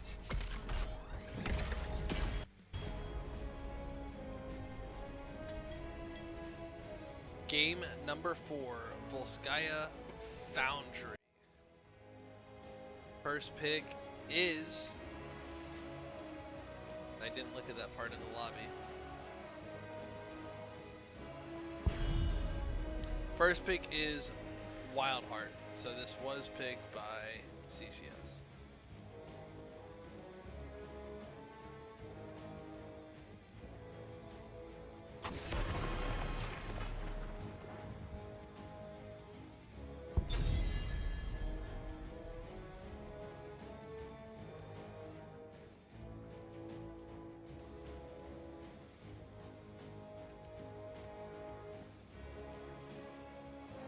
So Stitch's ban. Those Stitch's hooks were so good. That Stitch's ban, very, very much earned. Very earned. Vala ban. I can see Vala being okay here.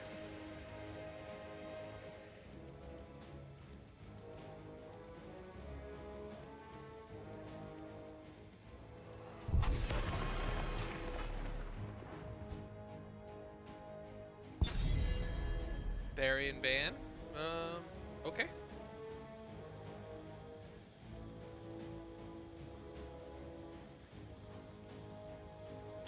The Stitches ban is the only one that I'm like super on board with so far.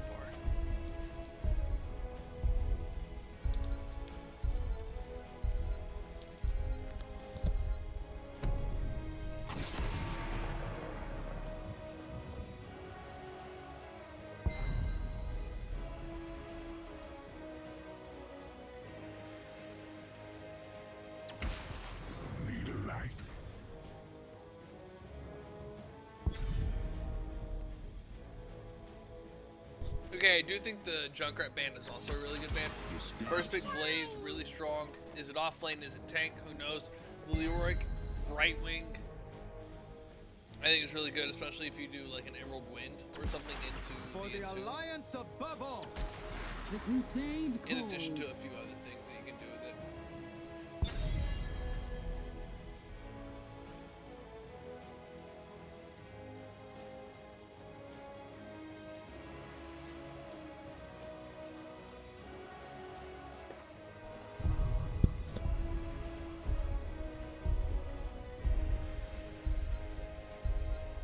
A paladin, a medic, a DJ, the Archangel of Hope, and a priest walk into a bar. The bartender stops them and says, "Hey, no support groups!"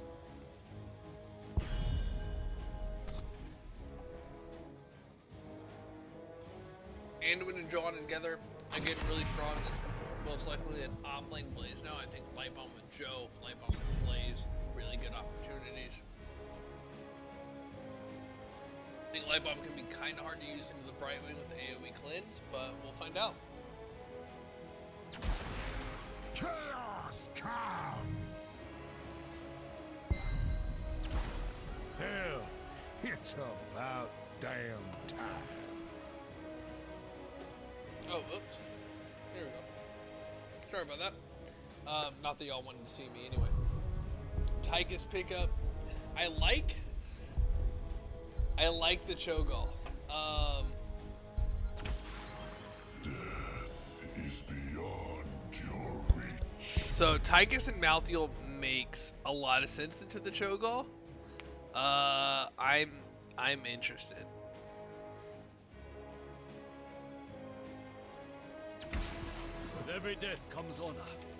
With honor, redemption.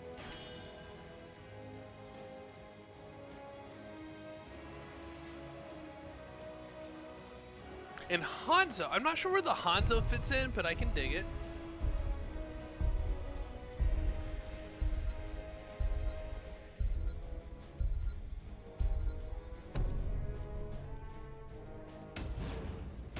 No, it doesn't look like there are any swap arounds. So that is going to, that's the draft. Alright, let's see if we can get this prediction moving.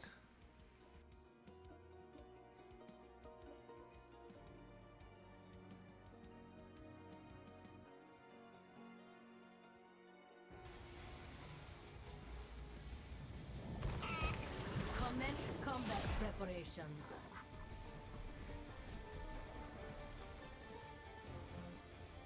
So, for WildHeart Omega on the blue team, Hiva on the Joe. Iron on the Anduin, also known as Baby Joe. We're Whisper. No, that's Reb on the Malthael Whisper on the Tychus, and Gojira. I forgot what we said. And Gojira bringing in the offlane on the Blaze. Again, that's WildHeart Omega on the red team. Can't Censor Sh. Wykes. Oh, right. Oh, crap. BBW Washmer and Sykes. Mikes. Death Strikes. BB Wykes on the Cho'Gall. Shredded Wind on the Emerald Wind. RJ Barrett on the Hanzo, and Monday Zebra bringing it in onto the Leoric.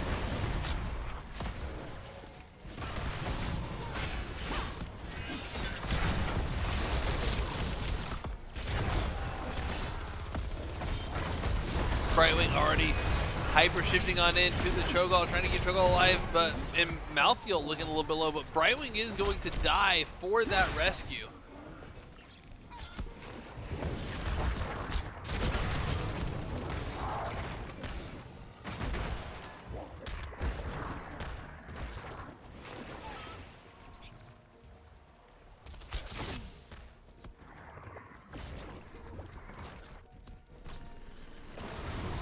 So this is Volskaya Foundry, which means the objective doesn't mean anything and everyone's just gonna, I don't know, fight. It's either a fight or lane, and right now it looks like everyone is just laning.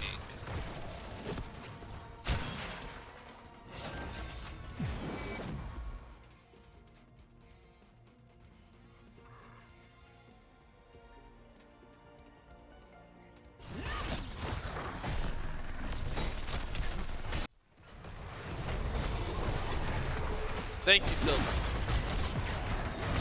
Here, we can take a look at the talents now.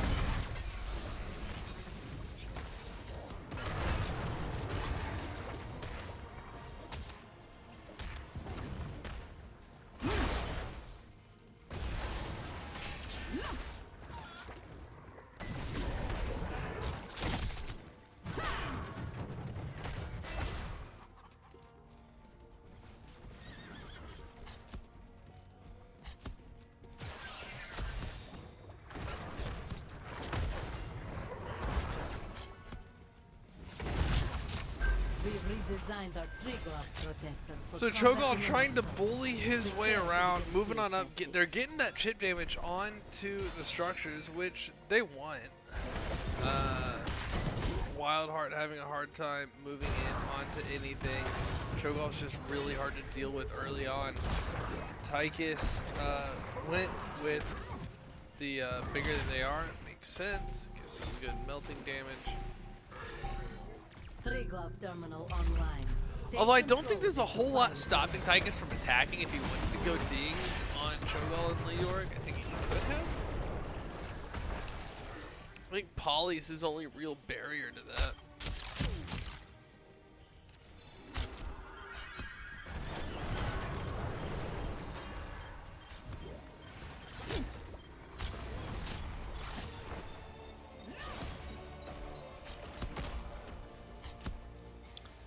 Siege Camp pushing top for CCS.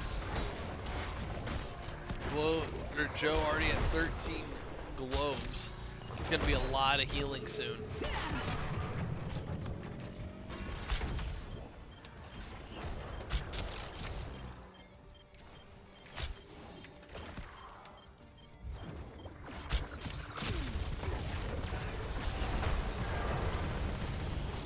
Reb is still holding on to that bio emitter. Barrett with the turret. Both turret camps are back up. Nice condemn onto two. Hanzo looking a little bit low. Gets that heal block onto him from the punish from Joe. The redemption done for the Hanzo. Now much faster attacks coming out of Hanzo. Trying to get all of that spray damage into that team fight. Looking low is Joe. Here comes the hyper shift from Brightwing on to Cho'Gall, but the protector ticker is still moving on up in favor of WildHeart.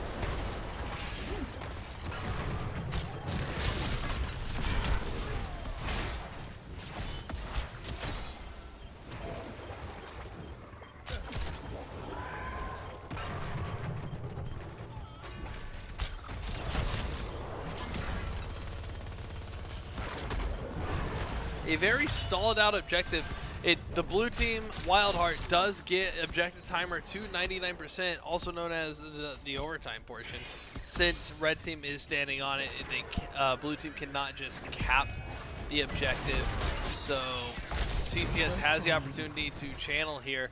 They do get the kill on Blaze. That is going to be their first kill of the map, and they're getting some good progress onto this objective. Blaze will be up in 10 seconds. I don't think that's soon enough. I think objective is going to go over to CCS, and I'm interested to see how these high-level players play this map now.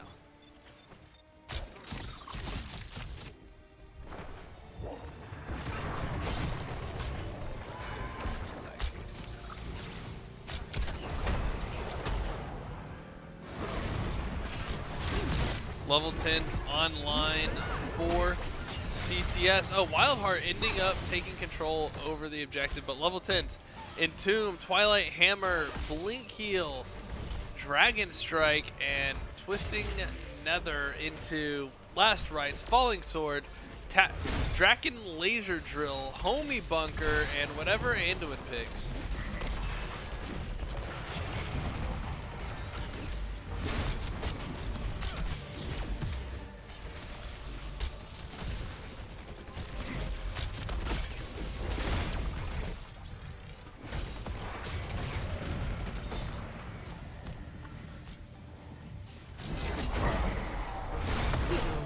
Last Rites makes it onto the Hanzo. Hanzo's going to go down. That is going to be a stack of the Last Rites. And the kill. Malthael getting back in the protector. It's only got a few seconds left with a little bit of health. But might as well use it to get some damage out while you can. And Leoric saying, I'm going to knock that thing down. And he can't be in it no more. Mom, he broke our toy. Brightwing coming on in to the rescue for the Leoric. And that's going to be a Poly Blaze walking away with armor break from that fort. Looking kind of low. Going to heal up off of the emblazoned oil spill. The ignited oil spill.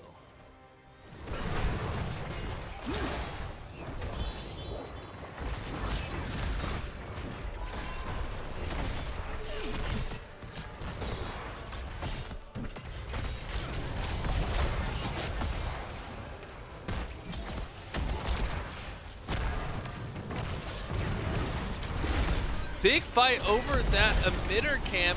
The emitter's not going to get picked up, but it does get capped by CCS. Anduin's going to go down thanks to that Dragon Strike along with everything else.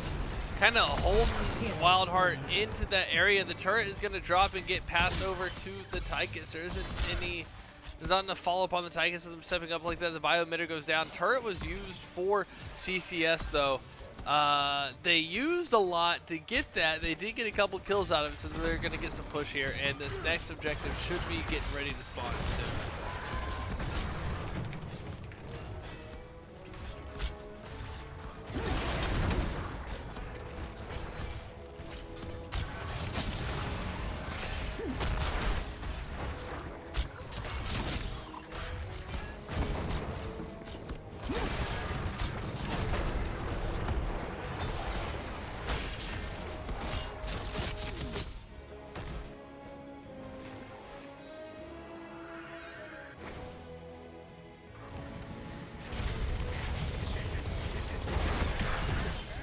The Shredded Wind teleport down to the Leoric. Leoric with the Entomb onto Tychus, and then the group play onto Tychus. Tychus is going to be melted. The bigger they are, not going to be enough to shred through the damage. What else has got their combat technician for the cooldown reduction?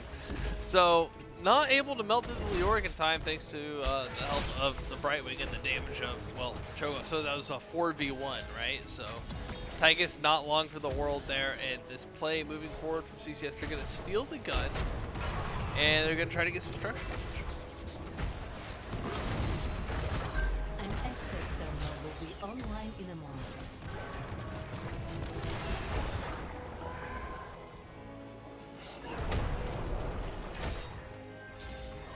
So now with this control point getting close to unlocking, Cho'Gall and Hanzo are going to pick up this gun. The siege camp top getting pushed out. It's not going to get a whole lot of value once the enemy team is up here. So getting it out a little bit early, get that XP, get it to push up a little bit, maybe get some structure damage, go install in other places so that the siege camp gets value. It's always valid. And Hanzo right now. There's a 4v4 in the middle lane. Cho'Gall saying, nah, I don't want none of that. I'm going up to clear.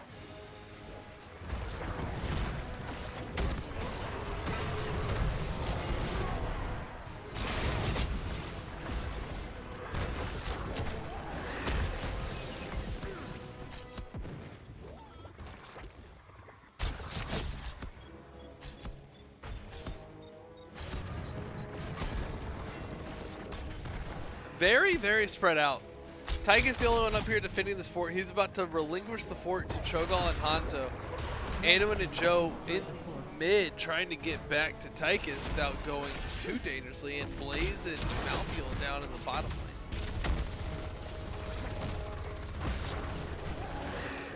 Just kind of chilling. And so Brightwing and Leoric trying to defend. We've got Hanzo and Cho'Gall up here trying to cap and also get some damage out.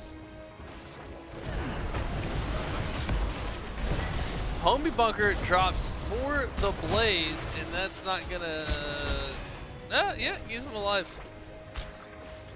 Being kept alive is about all you can ask for when you're dying in this game.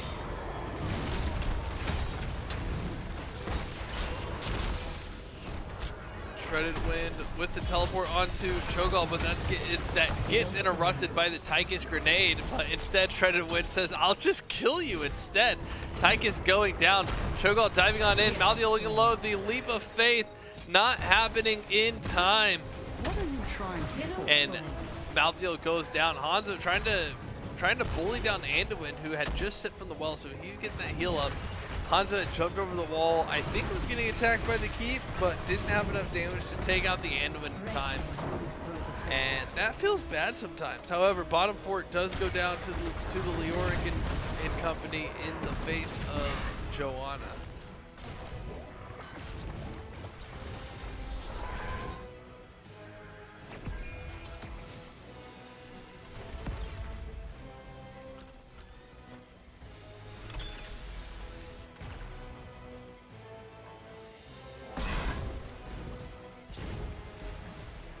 Blue team has taken control of a protector. Alright, so did that say blue team? Why did that say blue? Because it was red team. I heard blue team. Did you hear blue team? So the Tree Love Protector marching through, getting pushed back by the rest of blue team. And Cho'Gall just gets out. Okay.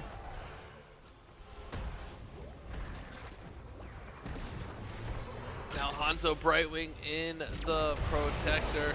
Looks like he's gonna try to knock out this keep. I think we can move on into it here in just a moment.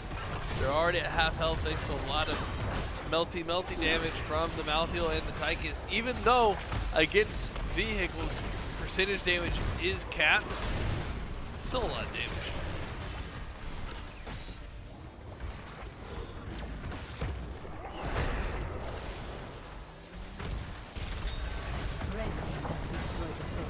Leoric coming back up to his team after taking that middle fort. The Protector is about to pop. There's the knockback from the Brightwing Z onto the Cho'Gall, but a lot of damage reduction. Is it going to be enough salvation coming out of the Anduin to protect 3? Tychus is going to fall. 2 in the homie bunker. Joe and Blaze coming on out. And Hanzo jumping over the rubble of that fort to kill, or to help kill the Anduin and the Malthael. Cho getting credit for both. Leoric chasing Blaze.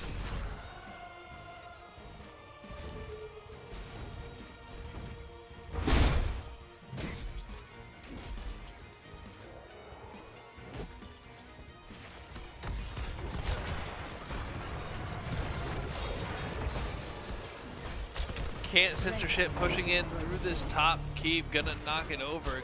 Getting this this siege camp as well. Looks like they're really looking for an opportunity to get this game ended quickly. Almost 15 minutes in, level 20s online for CCS. Blaze is going to go down. Burning Despair. Seathun's Gift. Okay. That's just auto attacks. Okay. Or empowered.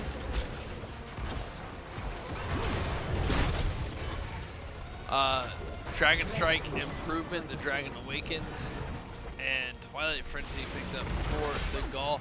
So, that's just a really aggressive set of abilities. And 2 keeps down, 1 keep left, level 20 over 18. I feel like CCS can just kind of walk into this whenever they want.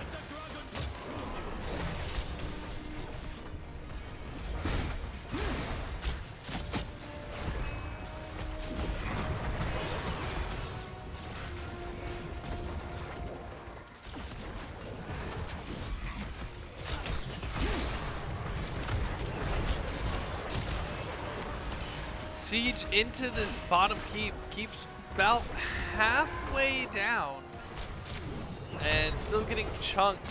Joe doesn't want to step out too far, has that falling sword ready, is going to use it to get out of the entomb. Here comes...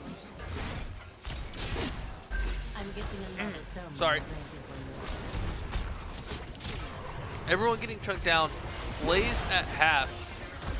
Keep is now done, and the bottom objective point coming online, that control point Charlie, but it doesn't look like CCS really wants to deal with it. They said, let's just go for core, let's win the set right here, right now. They at 90-80% core, they are going to back off. They don't want to overstay here on the core. It is 5v5.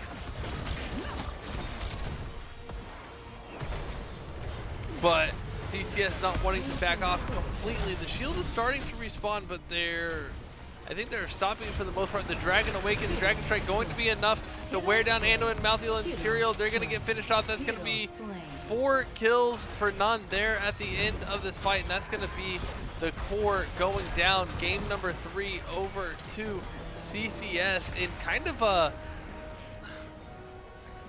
The end of the game was slow rolled, but that fight just came out of nowhere for the end. Really, really interesting.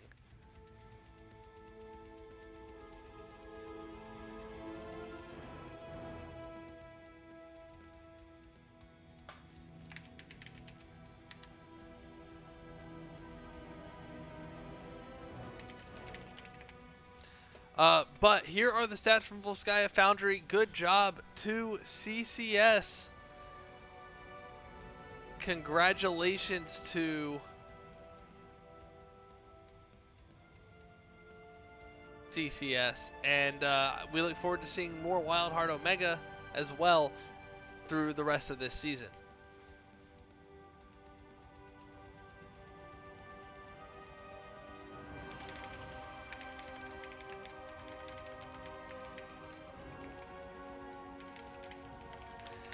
And so, coming in from a 4-game set, a win nonetheless, Shredded Wind, the healer of, I keep almost saying can't counterpick stupid like every time, but yeah. I know it's can't censor ship, but there's also can't cleanse salt and Kael'thas can't spell. Y'all use can't a lot in the CCS organization, you know that? I mean, it is a very easy C word to start off teams, so I guess teams just aren't creative enough, but... Well, it makes it really easy to remember the org, so... For sure, exactly. So, the best healer that I've casted this week, how's it going? I'm far from a good healer, but I'm doing good. True, I guess. Good in comparison, I suppose. I don't know. Good enough to win. Yeah. Overall, because there were some Brightwing things. Hang on. Would you say that winning kind of feels like? I like happy things like puppies and rainbows and dead enemies. Those are exactly the words I would use to describe winning. That's fantastic. All right, let's address the heffalump in the room. Cho'Gall, what? So we like Cho'Gall just like any team, I guess. We like pulling it out, and it could be pretty effective if you're not prepared to counter it. Which they didn't. they think Tychus and Malthael will counter it, but we can play around it, and especially late game, it doesn't really do much. Especially after we get Ice Block, like, you know, we just Q out of Tychus trait, and then we Ice Block Malthael ult, and it's easy. Yeah, So- Tychus Malthael usually considered good counters for things like Cho'Gall and the Deathwing, but I found that Leoric is a more reliable percentage damage in those situations. Is that why y'all took the Leoric first, was to take that away? Yeah, kind of. Okay. He's also just a really good pick in general. So. Alright, so I'm not gonna beat around the bush. I've had a very long week, so I barely remember the first 3 games. So we're not gonna. If there's something notable you want to point out about them, go ahead. But I have a couple other questions for you after that. Okay. I mean, I don't know. I misplayed really badly in the second game, which is what led to our loss. I mean, they played well to come back to start diving me, but. Yeah, I'm just sad about the second game, but I'm glad we could turn it around for the other 2. So. Yeah, most of the time, kill the healer is a really good way to get to kill the core.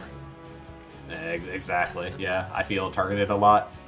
Yeah, well, I mean, you're the healer. It's true. I don't want to say you deserve wants a it, piece but of me. I think you asked for it. yeah. I asked for it the moment I chose my role. So. Alright, so who is, as a healer, who is your favorite tank to heal? Not player, but character. What's your favorite tank to heal? I mean, I think Joe's a really solid tank right now. She's easy to, like, you know, she's very predictable. Like, as a healer, binary tanks are pretty easy to play with, so I like healing for Varian, because Varian's a very binary character. He charges and taunts, it's easy to follow up. Like, Garrosh is pretty binary, ish. But, you know, Garrosh is just like a flip robot. Joe's pretty binary. Like, just tanks that have like a very predictable play style that make it easy for me to know what they're gonna do. Okay, so the natural follow-up question to that is, which tanks make you want to pull your hair out? Diablo, because it's really... Yeah, Diablo's kind of like the number one. I mean, not that he's a bad tank or whatever, but it's probably the most frustrating to play with for healer, because he has such a high health pool, so it takes forever to heal him up. He always goes in, and unless I'm playing an aggro healer, it's hard for me to go into. Yeah, I don't know. Out of all, you know, his like charge and flip is kind of predictable, but you know, sometimes it's not. Sometimes he flips them at an awkward angle. I don't know. It's probably Diablo if I had to choose one. Okay, awesome. Oh, thank you. And then who? Not necessarily the healer you play the best, not necessarily the one you play the most, not necessarily the one your team makes you draft, but which is your favorite healer to play? I really enjoy Lucio, but I'm bad at him. Alright. That's So, almost exactly like how you answer that question. I suck at this one, but I really like the hero. Okay, Yeah, so pretty Lucio, much. is it the wall riding stuff? Is it the aggressive positioning? What do you think is the struggle? You know, he requires a lot of clicks and a lot of very precise movement, and I'm kind of a boomer, so I can't do, you know, all the precise movements. You know, booping, you got to be very fast reaction to boop. So yeah. Yeah, just blame it on your internet. Yeah, exactly. So, and then real quick, I mentioned earlier in the cast that you were actually coaching one of the Div E teams in my division with me, and I'm not going to ask you what you're teaching them or anything. No, I'm not looking for a strategic advantage that way, but I am curious as a grandmaster player, what does coaching a Div E, Div D type of team look like, from like the very technical play of a grandmaster to, well, maybe like going from all of the nuances that you're probably looking at in a game to making it where you can help a team like that get better to get to that point? Well, I just tell them to focus on the early game. Like, I just tackle the game kind of one stage at a time. It's a lot easier to win the game if you're ahead, and that's especially the case in like lower divs because they tend to team fight a lot more. Yeah. And if you have a level advantage, you just tend to win more team fights. So I try to help them with their early game. That's really the most important part. That's really what I focus a lot of my time on, is fixing their early game. They need to do camps better. They need to, not int on rotates, whatever. So that's kind of, that's what I focus most of my time on, is fixing their early game. Oh, that makes sense. Our coach always tells us how much he hates being behind in the early game, and to which I'm like, well, would you rather be behind in the late game? I mean, yes, I would rather be behind in the late game than the early game if I had a choice. Really? Well, yeah. It's hard to come back from a dead core, but other than that. Well, I mean, it's like if I had to choose being behind in the early game or being behind in the late game, probably being behind in the late game, because being behind in the early game, like I don't know, I guess it depends how far. I get what you mean, because game, like we saw earlier, when you have a close fight or whatever, like a couple of levels behind, is a lot easier to still win a big meaningful fight, and when you do, you can do more with it, and it's so that direct advantage is a little bit less important. Yeah. Okay, awesome. I really appreciate the time. Like I said, I need to go to bed, and I need to let you get back to your team to celebrate your week 1 victory. But before we do, you got any shout outs for all of our viewers? For sure. Shout out to CCS as an org. Shout out to all the players on my team, including Gigi Boy. Shout out to Wits End for organizing everything for us. Shout out to NGS for putting this tournament on. Shout out to you for casting. And that's going to do it for me. Oh, thanks. You forgot Valk's mom, the ever important CCS shout out. But other than that one. My bad. I mean, don't apologize to me. No, it's always fun. I like Valk. He's a good guy to have around the orgs. Yeah. Where can people find you if they're looking for you? Just DM me on Discord. I don't really do social media. Like, I don't have a Twitter or anything like that. I just DM me on Discord if you want to find me. So. All right. Well, Shredded Wind, thank you so much for dropping by and for your time and the display of healing to win Storm Div games. Have a fantastic evening. Tell the team congratulations. you too. Take care, dude. And to everybody watching at home, thank you so much for hanging out. Really appreciate y'all coming around and watching the game, and maybe listening to me a little bit here and there. Really appreciate having everyone out. And we're gonna find someone that we can go play Heroes of the Storm with. So thank you so much, and everybody have a... Oh, here we go. And everybody have a fantastic evening. I'll pop on screen here right here at the end. You can find me at twitch.tv/eltaquito right here. And why do I have Nexomania showing? I don't even know. And you can find me on Twitter at the Lil Taco. And with that, we're gonna roll into going to hang out with Raka, who is casting more Heroes of the Storm.